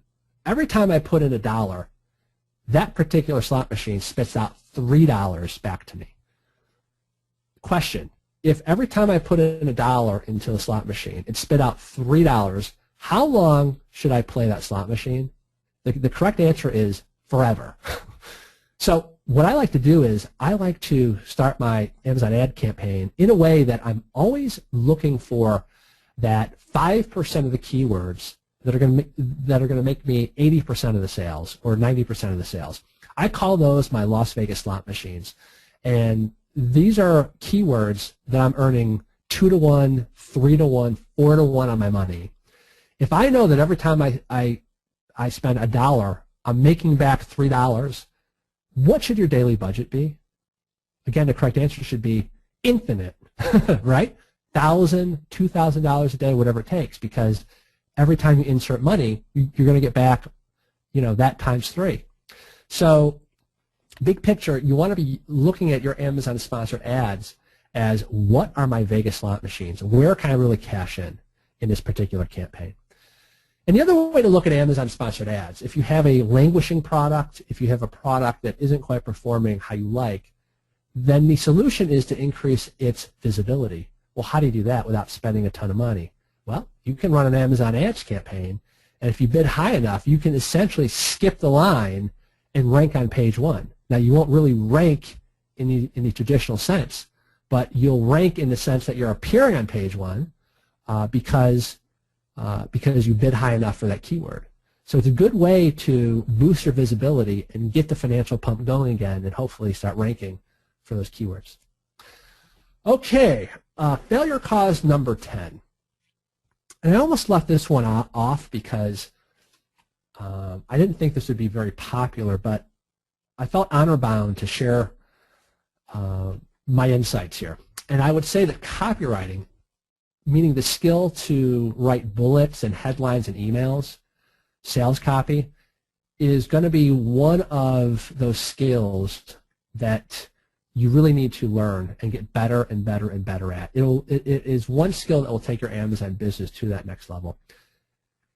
I mentioned that I had recently come back from a 10-day vacation on the island of St. Bart's, and on the airplane I was reflecting on one of those things that made my path to $114,000 a month on Amazon. What led to some of that? And one of the things that I learned was this, that one of the most critical skills in this business to learn is copywriting. Why? Because you're going to use it to build out your listings, for your titles, your bullet points, your product description. All these emails, whether they're for your dollar funnel follow-up emails, for your ASM email tool emails, you're going to need good copy when you create landing pages on your own. You're going to need good copy when you deal with various customer support issues, right? On and on and on. Even to avert one-star reviews, you have to write good copy. I recently we had a major issue with one of our products that Amazon had messed up. They had made a big error, and we had to get it fixed before the big holiday season.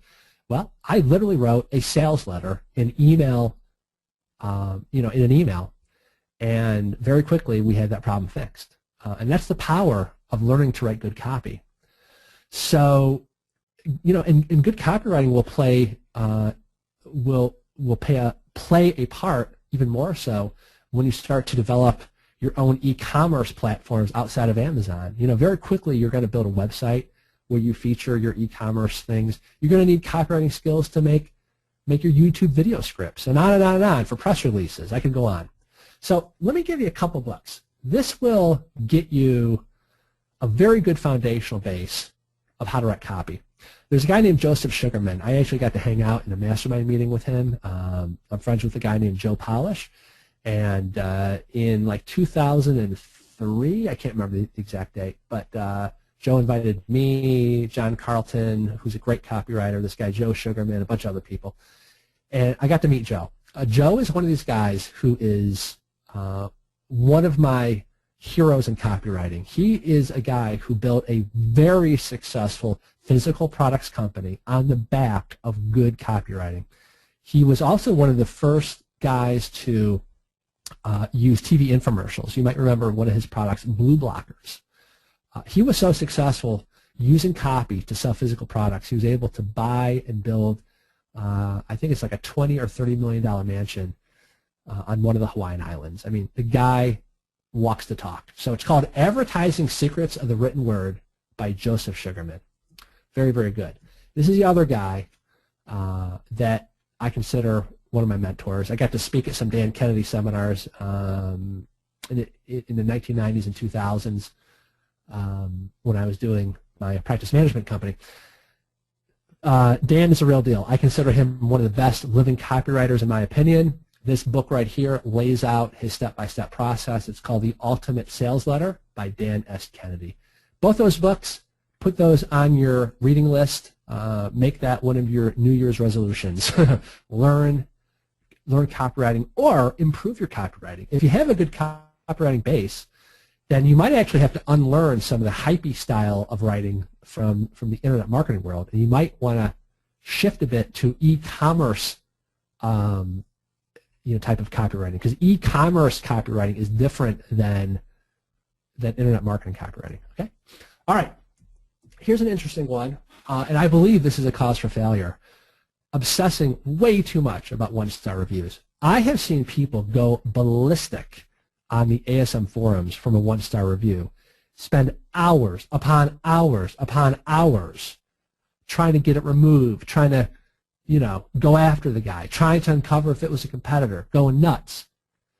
And guess what happens when you dedicate that much emotion, time, and resources to one little aspect of your business? Well, he couldn't spend time ranking the product. He couldn't spend time finding his next product. He couldn't spend time, growing his business. Now, I have been guilty of this too, trust me. When I first got started, I nearly gave myself a freaking ulcer stressing about getting 1- and 2-star reviews. I mean, what I realized one day was I was giving these low reviews way too much emotional weight, and I would literally allow them to consume so much of my time. It was crazy. So here's the reality. Just, this is good to hear right now. You guys are relatively new to Amazon. This is a good mindset. This will help you mellow out about this. If you don't have a 1-star review yet, you're going to get one soon. Okay? 1-star reviews happen. Move on. A certain percentage of the American public are insane. I'm talking literally insane. Okay? So odds are one of these insane people that are just whack jobs. You might be crack addicts. You might be literally just let out of the institution. Well, if they buy your product, they're going to leave you maybe a bizarre review. It happens. Okay?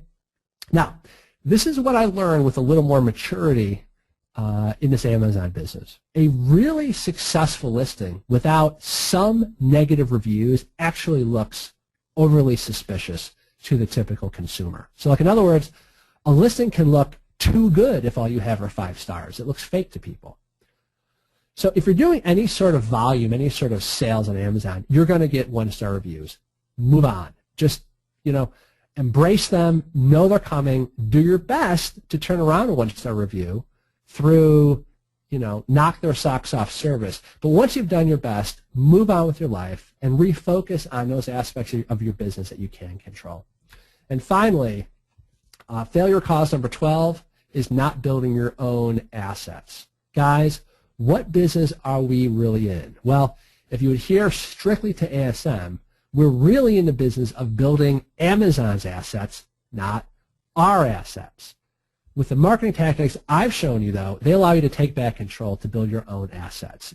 So your own email list, your own review club list, your opt-in list from forced landers, and eventually buyer list, and so on. And when you start building your own assets, in addition to leveraging Amazon, it allows you to build a stable, legitimate business that eventually isn't going to be 100% reliant on the Amazon platform. All right, so I'm going to take questions for about 15 minutes, and then I do have to go because I am leaving for the ASM Cabo Mastermind here pretty soon. So go ahead and type in your questions here.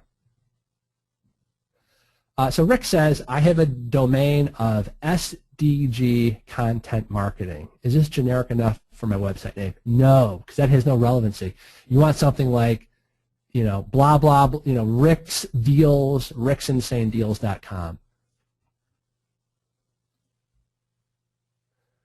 Holly says, now that MerchantWorks has changed their algorithm, what are you using instead of 80,000 searches? Holly, I've been so busy because it's been Black Friday and Cyber Monday and all this kind of stuff that I actually haven't had a chance to come up with any new rules of thumb. I honestly have only briefly looked at it yet, so I don't have anything new to report as of right now. So Maggie says, once I start the $1 promo using Aweber, should I be concerned with Feedback Genius sending emails too? No, because they're going to get 2 emails that encourage them to buy it for $1, and then they're not going to hear from me again until I send a follow-up emails. You know, that 7-day period later. Okay, the ASM emails are going to be written slightly different, right? And we're talking about the ASM email tool style emails. Those are more about the product. Hey, you know, did you receive your product? You know, do you have any feedback for me? Blah blah blah blah blah. So no, those 2 go hand in hand perfectly.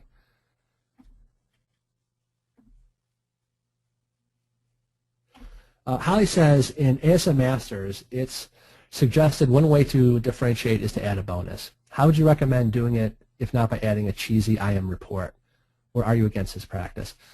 In most cases, I have not, me personally, I know it sounds logical that offering what's called a soft bonus, like something that isn't actually included with the packaging. So when you show an image of a book, what you mean is an ebook, but what I've seen happen is people leave 1-star reviews going, yeah, you know, they promised me a book, and they didn't even leave me the book. See, people don't know what an ebook is. You know, you and I do, but most people don't. And I don't have enough evidence that things like an ebook add significant value to the listing that is worthwhile. Like, in other words, what I always wrestle with is I only have 7 spots where I can put in an image. Okay, will replacing one of my benefit product-focused images that enhances one of the reasons why they must buy my product, to get rid of that, to throw in some fluff that they may or may not care about. Remember, they're looking at my listing because they want a rat trap, not because they want an ebook on the 7 ways to get rid of rats in your house.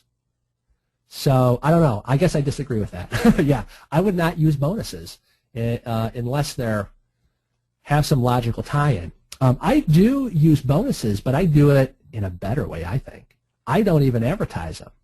I will include a PDF in with those email follow-ups saying, oh, by the way, this PDF might enhance your use of this product. There's one product in particular where we do that, and it just works much better. And then you avoid those 1 stars because they claim that they didn't get the book, but you meant an ebook, and blah, blah, blah, blah, blah.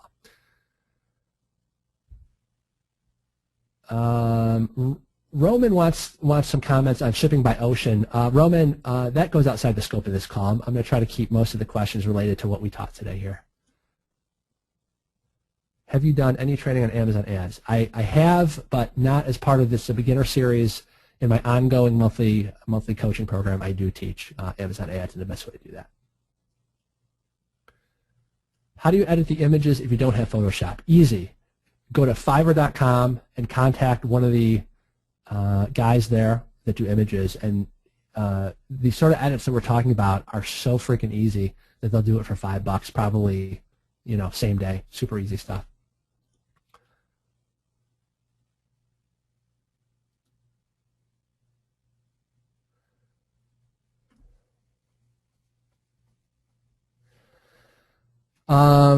Tarun wants to know, do you have someone over in China to do you communication with Chinese manufacturers? No, we do them ourselves using email and Skype, just exactly like I teach on that video. Steven says, thanks for the tip on using HTML, extremely valuable. I hate WordPress anyway. Waste too much time. Yeah, it does waste a lot of time, and you're constantly updating plugins, and the big issue is it's just too slow loading. Nicholas says, when will you be opening up your coaching group to ASM4? Jason and Wilson, we are in discussions for that, and I hope to reopen it soon for you guys. Eric says, I'm not from IM. Can you tell me more about Aweber? Aweber is simply an email management platform. So like the emails that you get from Jason and Wilson, you don't think they're sitting there individually emailing people one at a time, do you? No, what they're using is Aweber, where it captures everybody's email addresses, and then you can send what's called an autoresponder, or you can send out what's called a broadcast. So that's what you want to use Aweber for. We have several questions about if I'm going to be opening up my coaching soon, and the answer is yes. Just be looking for an email from Jason or Wilson. I don't know the exact date and blah blah blah.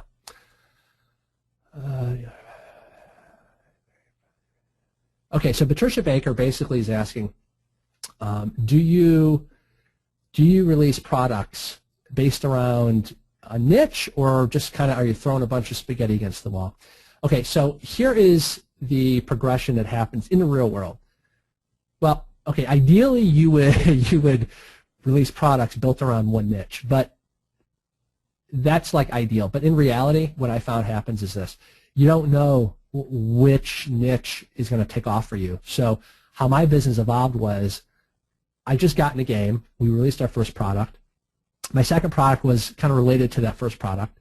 Then we threw some more spaghetti against the wall, and we released a product in a completely different niche. That one really took off. And so that's where we started to build up our product mix a bit more. So in the real world, you're going to throw some boy, I'm having a hard time talking 2.5 hours in. Sorry, guys. At the beginning, you're going to throw a bunch of spaghetti at the wall, and the reality is the spaghetti that really takes hold, that's where you'll probably, at that point, hone in using the 80-20 rule and expand your product mix in that niche that has really taken off. Shannon, I think I just kind of answered that question for you. Alan wants to know, is there a way to know which email addresses you have relate to which people who've done 5-star reviews for you? No, I don't. There's really no, well, the only way that you could do it is if you added, like, if you added a field here that said first name, last name, email. But I would not mess with that, because if you ask for any more of their personal information, it will kill your opt-in rates. Again, don't overthink this. Starting out, I used to be a hard rock guitar player, and one of my heroes was a guy named Eddie Van Halen. He was a really innovative guitar player, and he said something in the Guitar Player magazine in the 80s. He said, they said, well, why did you learn all these scales, like the Mixolydian scale and the blues scale and all these different styles of music? He said, because I knew that I had to learn the rules before I could break them. So I would sort of suggest the same thing to all of you. But before you get too creative and start changing things and doing variables that might mess up your results, just stick with my simple funnel and live with a certain degree of imperfection. Ideally, I would love a way to have evidence that every single person that got my $1 thing left a review, but in the real world, it's just not worth the hassle of that. Tarun says, for the funnels, will they work for mobile? Yeah. Yeah, they do.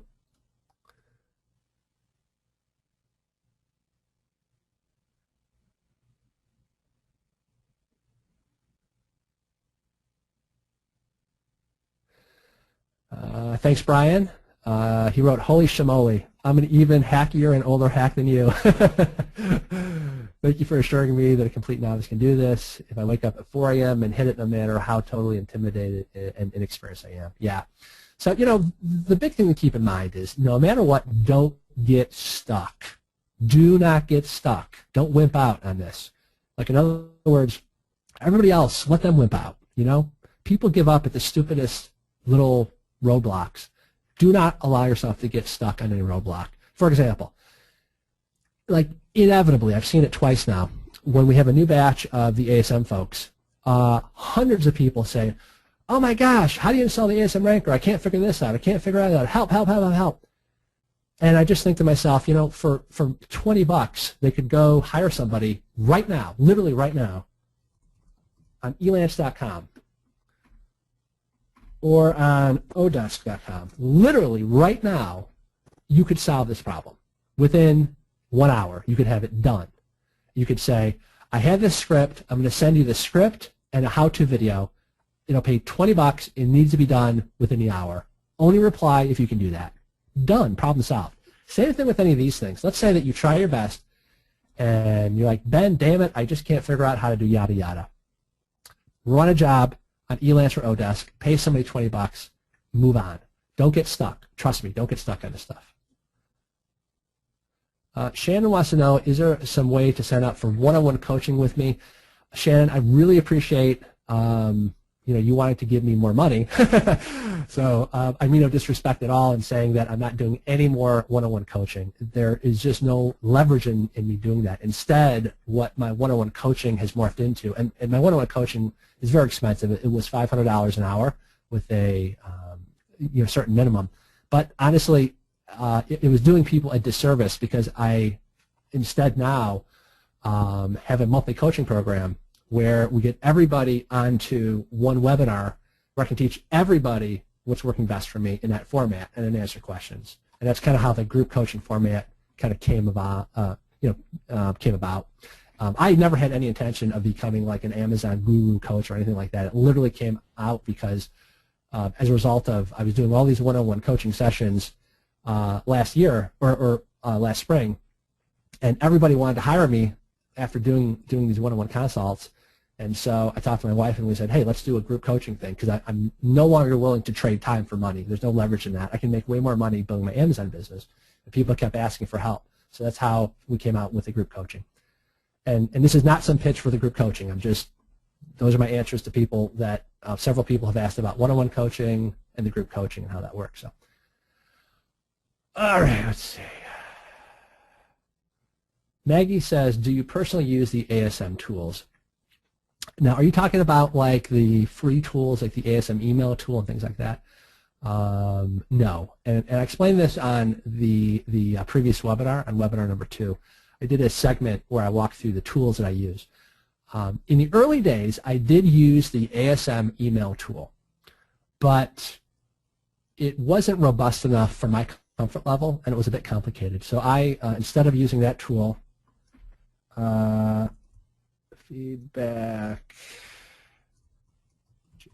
use feedbackgenius.com, which is a paid tool that does the same thing as the ASM email tool. Again, if you're on a tight budget or you're brand new, just start out using the ASM email tool because something is better than nothing, right? But once you need a more robust application solely dedicated to sending out emails on the Amazon platform, you might want to switch to something like Feedback Genius. Frank says, how do we learn about your group coaching? I don't want to turn this into a big pitch for the group coaching, and I really do want to say thank you for all the questions about it because it means I guess you guys like this, so that's cool. But I don't know is the answer. Probably an email or a post from Jason. Rick says, you use Photoshop a lot. Should we buy this too? In the past, I would have said no because Photoshop was like $700 or $800, but recently Photoshop switched to like a monthly fee thing. I think if you just get Photoshop by itself, I think it's only like $20 a month. So I would say, I don't know. You know, there is a learning curve with Photoshop. Again, I'm a hacker with all this stuff. I mean, I'm definitely not like a Photoshop expert. I literally sat and watched some YouTube tutorials on basics of Photoshop, and I just find it's just a speed thing for me. It's like really, you know, much faster for me to go from idea to market when I have the basics of like how to use Aweber, the basics of HTML, and the basics of like Photoshop. So I would say if you're willing to learn some of the basics, yeah, I would do it. If not, I would just hire somebody on Odesk, Fiverr, or Elance.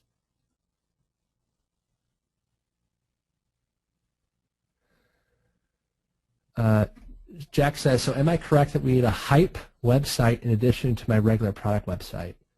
No, I'm not sure what you mean by that. No, I was saying that you don't want to use the internet marketing hype. What you might be asking is there a difference between like these website pages and like an e-commerce website? Sure, yeah, of course there is.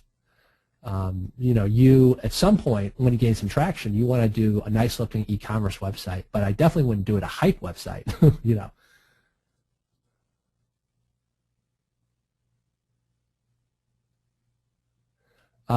So Nancy said, if you originally set up 4 coupon codes, where in the process do codes 2 and 4 come in?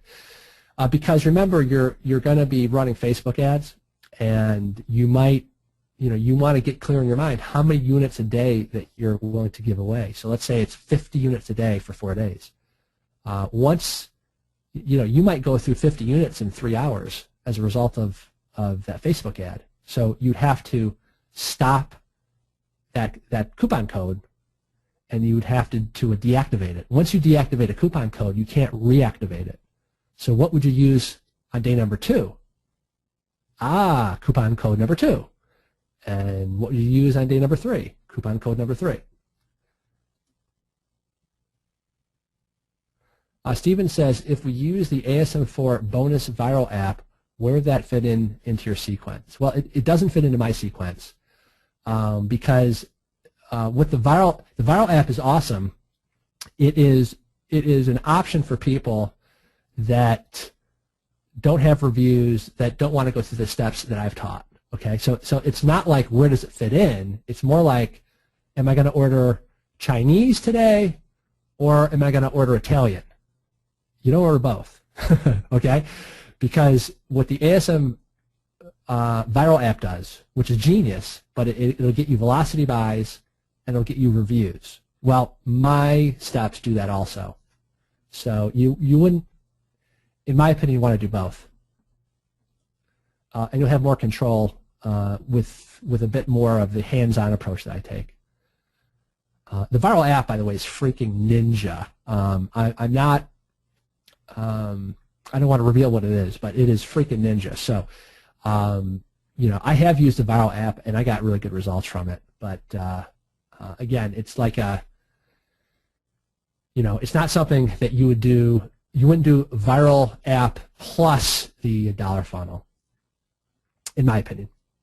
Or, you know, what you could do if you're trying to find a way to test it, is probably after you did your $1 funnel push.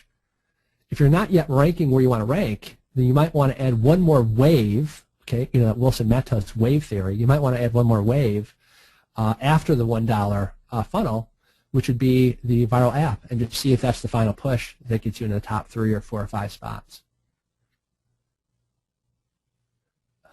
So Sharon, I think I already answered that, the $1 versus viral.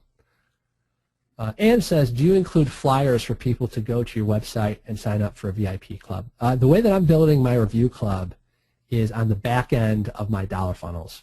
Right now, unfortunately, I don't have products that lend themselves to inserting a flyer. I wish they did. As soon as I get one, I will definitely be inserting a flyer that will drive them to you know, some sort of a buyer's club. But I just don't happen to have products that easily allow me to fit in a flyer.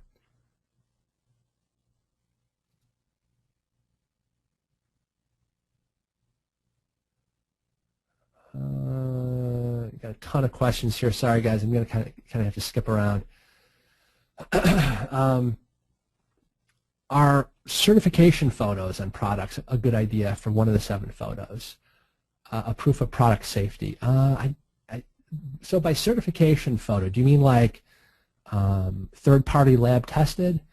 Yeah, those can work well, especially if you're in a category where there's lots of skepticism, such as like, I don't know, weight loss supplements maybe. A proof of product safety. See, again, all this stuff I think is kind of product specific. So proof of product safety, if you're selling paper clips, right, would make sense. Proof of product safety if you're selling like an infant toy, I think that would be huge competitive advantage. W.M. Hazen says, in your 3 email sequence, how do you flag only buyers for the email request reviews? You can't. Okay, as I said, it's not 100% perfect. So yeah, you'll get some people going, oh, I didn't get a chance to buy it, or I didn't buy it. Why are you sending me this email?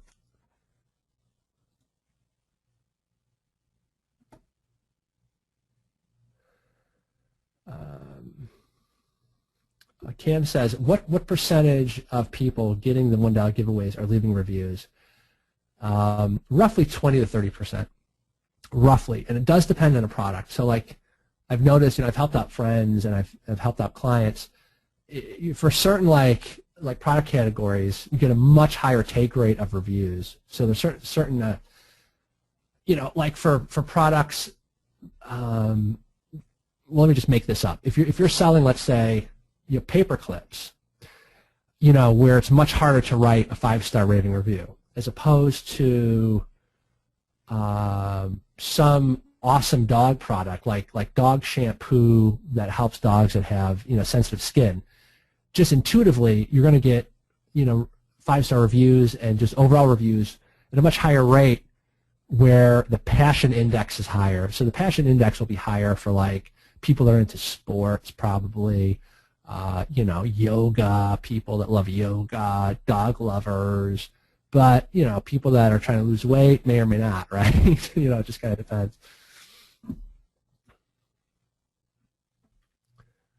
What is the MOQ needed in order to implement this giveaway promotion system? Beth already covered that when I covered about not ordering enough inventory. I covered that as best as I could. What is the reason for having 4 or 8 sets of images in landing pages? I don't know. I've never said that. Oh, I think we're talking about the 7 images in the Amazon listing. That's what I was talking about. Okay, you only need 1 image on the landing page. 1 image. This is 1 image. It looks like 2 images, but it's only 1 image here and 1 image here. Okay.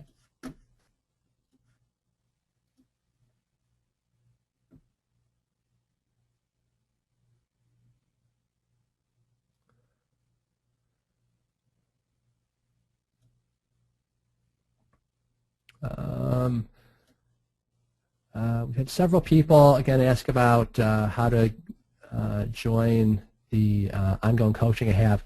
I don't want to turn this into a pitch. So when when those launch details are ready, we will let you guys know. Jason will probably send out an email, is my guess. There is no one-on-one coaching for ASM4. You guys got these bonus webinars with me instead.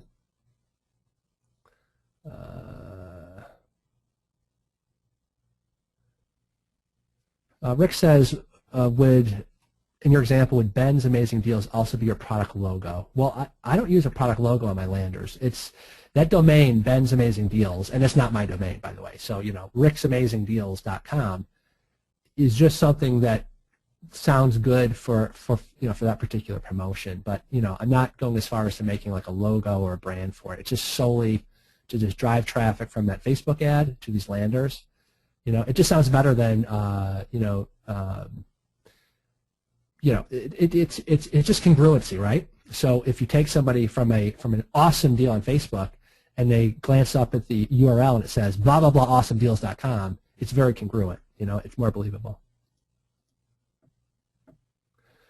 Richard says, have you used Lead Pages for your version 2 funnel? I've not, because I mentioned this earlier. WordPress and Lead Pages, the load time is just too slow. I used Lead Pages in my early days just to quickly test, but I switched everything over to HTML because HTML loads so much faster, and load time holds great sway in overall results when you're using pay-per-click. People will not wait for slow-loading pages. Also, the HTML your templates that I'm providing you allow you way easier customization. You know, whether you know something about it yourself or you just hire somebody. I mean, it's so much easier. With Lead Pages, you really can't customize anything. Lead Pages was just something that I used early on, and I taught it early on just because it was, you know, it's literally like 101. It's very, very basic, but you really all, if you've made it to this webinar number 3, you all are ready to switch over to HTML, which is what you want to do for this.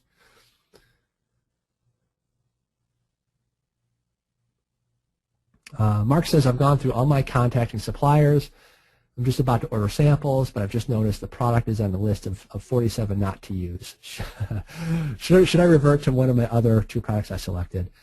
Not knowing what the product is or any of those details, I don't want to just wildly guess. So I would, just as a general rule of thumb, unless you know, have a pretty good budget and can order a bit more inventory, in that case, you know, you're in a position where you could compete in a more competitive market. I would say go for it. If you're not, and if money's scarce and you're not going to order like a lot of inventory, then I would say I would probably pick something less saturated if I were you. A lot of people said thank you, Nicholas, I appreciate it, and everybody else saying thanks.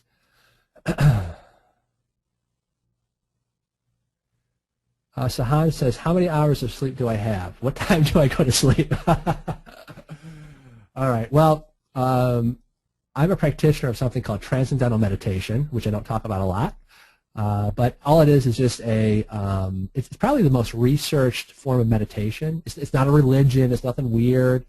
It's a twice daily meditation practice that you do 20 minutes when you wake up and then 20 minutes in the afternoon around like 5 or 6.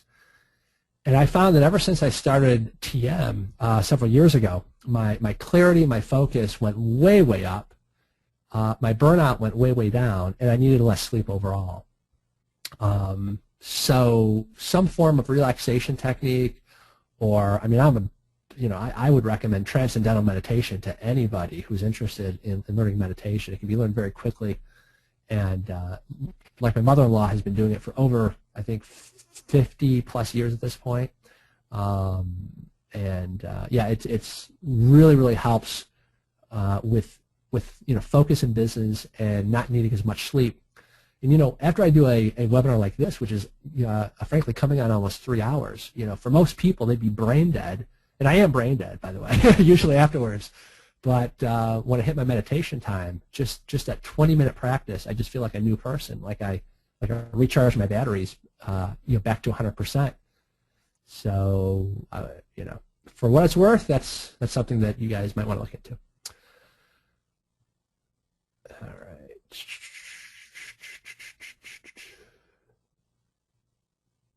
Eric says, what about using a Chinese friend to negotiate with Alibaba?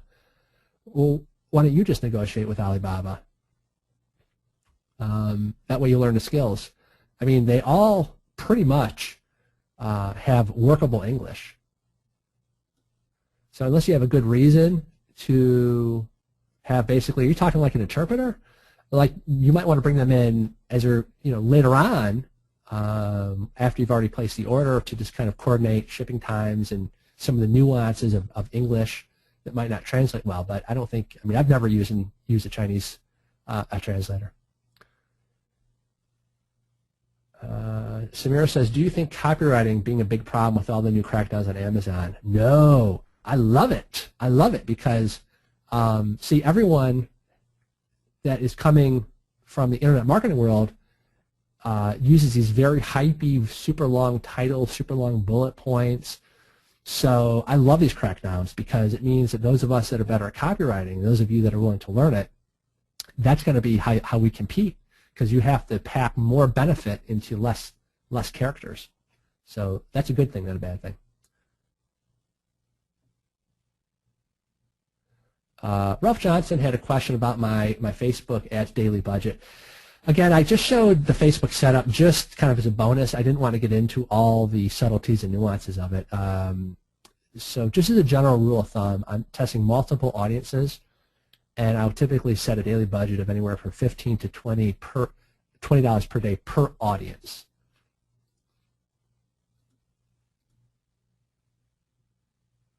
Connie says, is there an online program to help with us AWeber newbies?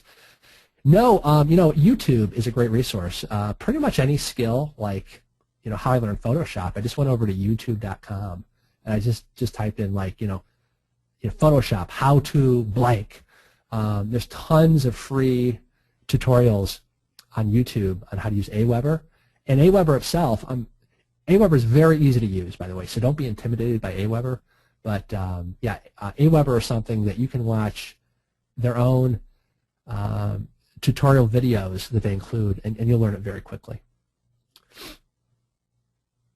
So Camille says, what do you think of MailChimp as an autoresponder, as it's free? I don't think much of it, because they have a lot of weird rules, and AWeber isn't that much, so I would start with AWeber. It's quite affordable.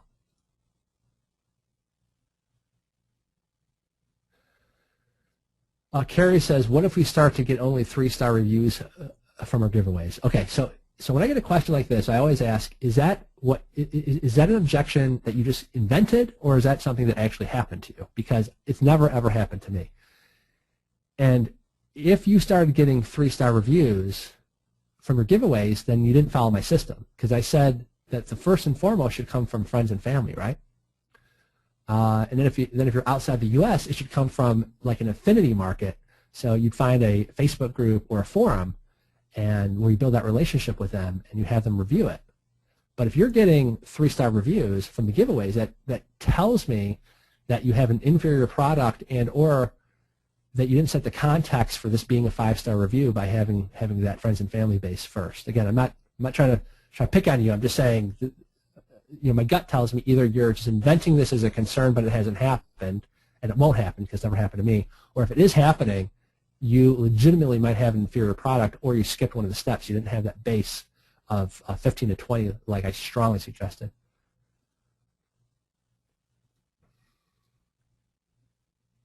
Mark, I've already mentioned the viral app twice during the Q&A here.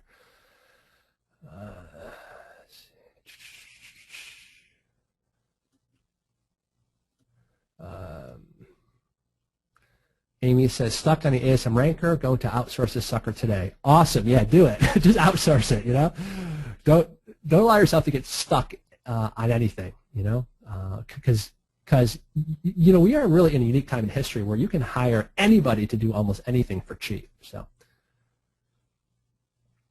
Eric says, when can we expect the replay? I don't know. That depends on Dave. I spoke to Dave before this webinar. I think his goal is to try to get the replay up. But as we always mention, we're at the mercy of the rendering times for the video and the upload times. So I would just keep checking back. I'm sure by tomorrow. And Tabitha, these 3 beginner webinars is all you'll get if you want to continue the journey with me. We are going to be reopening for a limited number of people at some point. So I don't know when that is, but I'm sure Jason will send out an email and let you know when we're going to reopen this. Okay, so Cam says, last webinar you said to use ASM Ranker when you're ranked in the first 10 pages. But no. Okay, so let me just clear this up. So you can't use the ASM Ranker until you're within the top 20 pages, not 20 spots, 20 pages of Amazon. Because to use the ASM Ranker, you have to right-click on your Amazon listing and use that data in ASM Ranker. So before you're within the top 20, you want to use a keyword embedded URL. So that's when you'd use the super URL. So to summarize, you use the super URL initially for friends and family. The minute your listing cracks the top 20 pages, switch it out for the ASM Ranker. Hope that's clear. Valerie says, do you have a recommendation for an HTML Windows editor? I do not. If anybody knows, can you please type that into the box, an HTML Windows editor for Valerie? Eric says, your encouragement to use Elance is just what I needed to hear. Good. Malcolm says, thank you. I'm now getting off my lazy ass and moving forward. Oh, you guys are funny.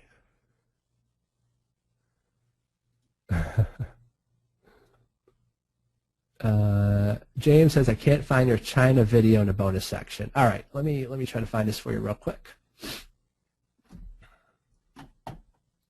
Give me 1 second. I gotta log in myself here.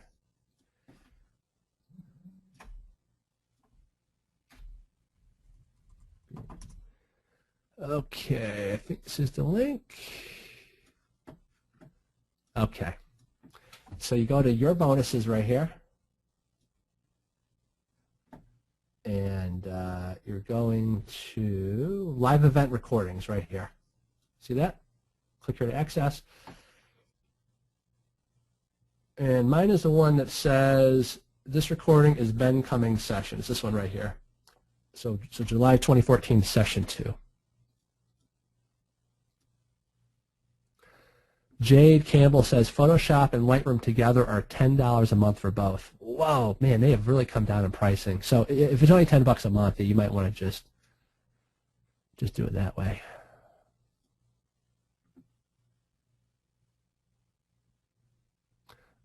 Jack, yeah. So the website. So these website pages here have one application. This is just for my $1 Facebook funnel, and then at some point you'd want an e-commerce site, like a more traditional site for your product. Yeah.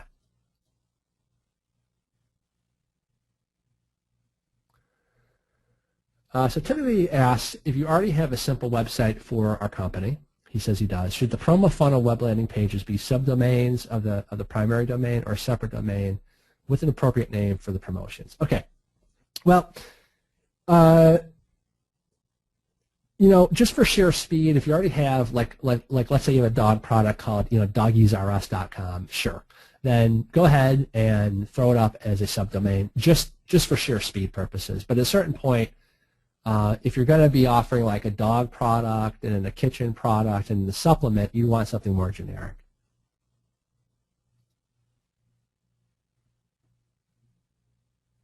Reza, I think I just answered that question.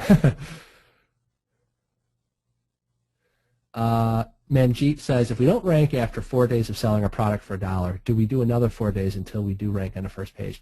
Well, yeah, that's the theory here, because we don't know what it's going to take to rank for that particular product, because ranking is never, you never rank in a vacuum. You're always ranking in comparison to what the competition is doing on page 1. So if the competition is selling far more units per day than you gave away for the first 4 days, or the conversion rate's better, et cetera, you might have to,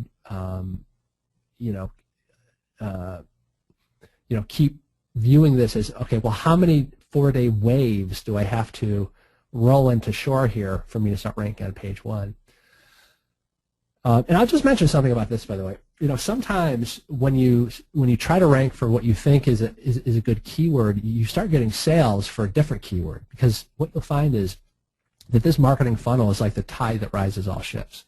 You might be trying to rank for doggy shampoo, but even though that was the keyword that you used in your ASM ranker was dog shampoo, you're on page 1 already for best dog shampoo, and you're getting sales. So yeah, so just don't, you might be succeeding, but think you're failing, because you haven't checked your ranking for certain other keywords. So it is pretty interesting how that happens.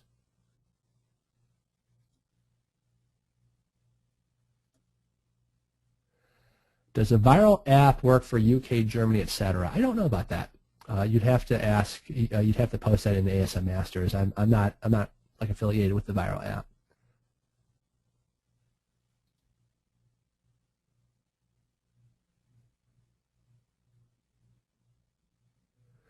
So James asked a very good question. Is there some script for people who come through the $1 strategy, but then that day's coupon have been used? Well, in the real world, what you'll do is you'll pause the Facebook campaign like right away. Okay. Then you pause or end that coupon for that day. Okay. So you might have some stragglers that say, "Hey, dude, by the time I opened my email, the thing was sold out." And you just say, "Yeah, sorry, we only had 48 to give away. However, I'm going to talk to my wife later, and we'll see what we can do for you." Or sometimes we'll just say, "Hey, no problem. Here's a coupon for your eyes only," and I just give them that next day's coupon like in advance, just so they're happy.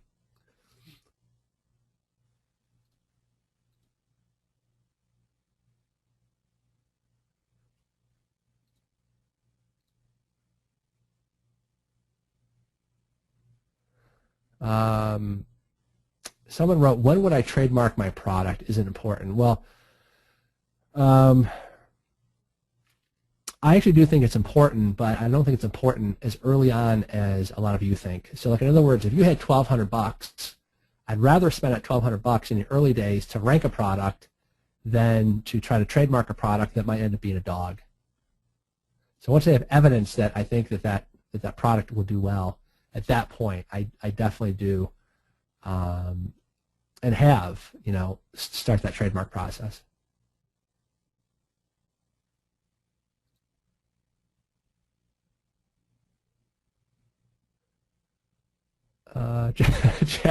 Jack says, "You and Jason are clearly the same type A of personalities." Yeah, I think it's why we get along so well. Babe says, for the HTML, could we just edit in Note Pro? I don't know what Note Pro is, so maybe. Image size? The image size for what? Well, here, let me keep it easy for you. I provided, well, here. If you want the image size for this, let's go inspect element. I don't know offhand, but it's in the Photoshop file. So this one is 200 wide by 500 tall. And it's the same exact size for this. So 200 wide, 500 tall. For the Facebook ad, I can't remember, but I've included, when they post the webinar replay, I've included the PSD file for that. Holly says, "Have fun in Cabo." Thank you. All right, I'm going to take a couple more questions, and I do have to go.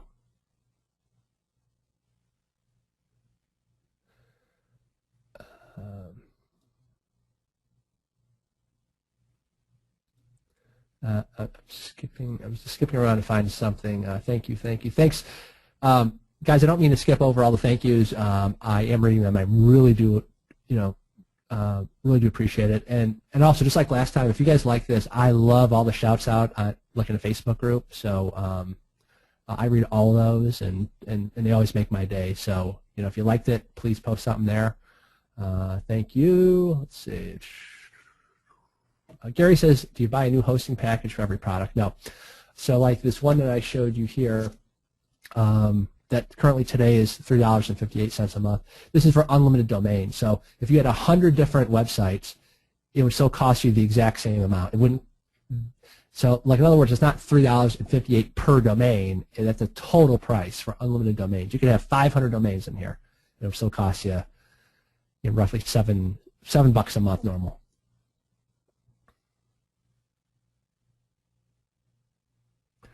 Eric says he does Zen meditation. Yeah, awesome. It's kind of interesting about Zen meditation. I'm sort of slow reading the Steve Jobs book by William Isaacson. Boy, it's awesome if you haven't read it. And Steve Jobs is super into meditation and really into Zen meditation.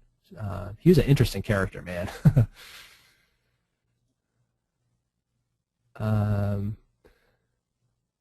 All right. Yeah, I already answered the trademark question.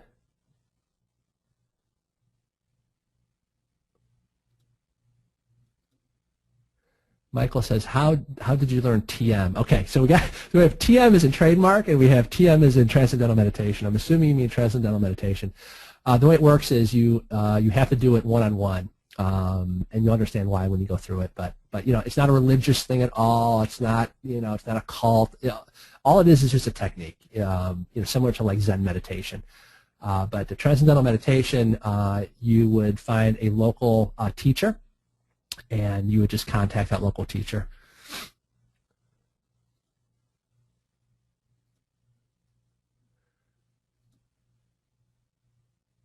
Let's see, all right.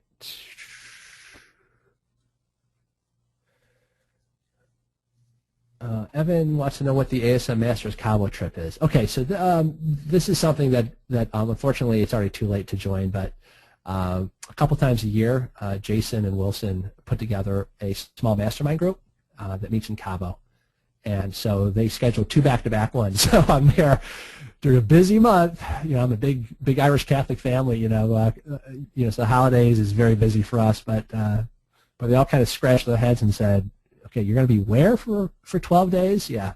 So there's 2 back-to-back sessions that are 3 days each in Cabo, and I'm sure if they offer those again sometime in 2015. I think last time they mentioned it was at the live event.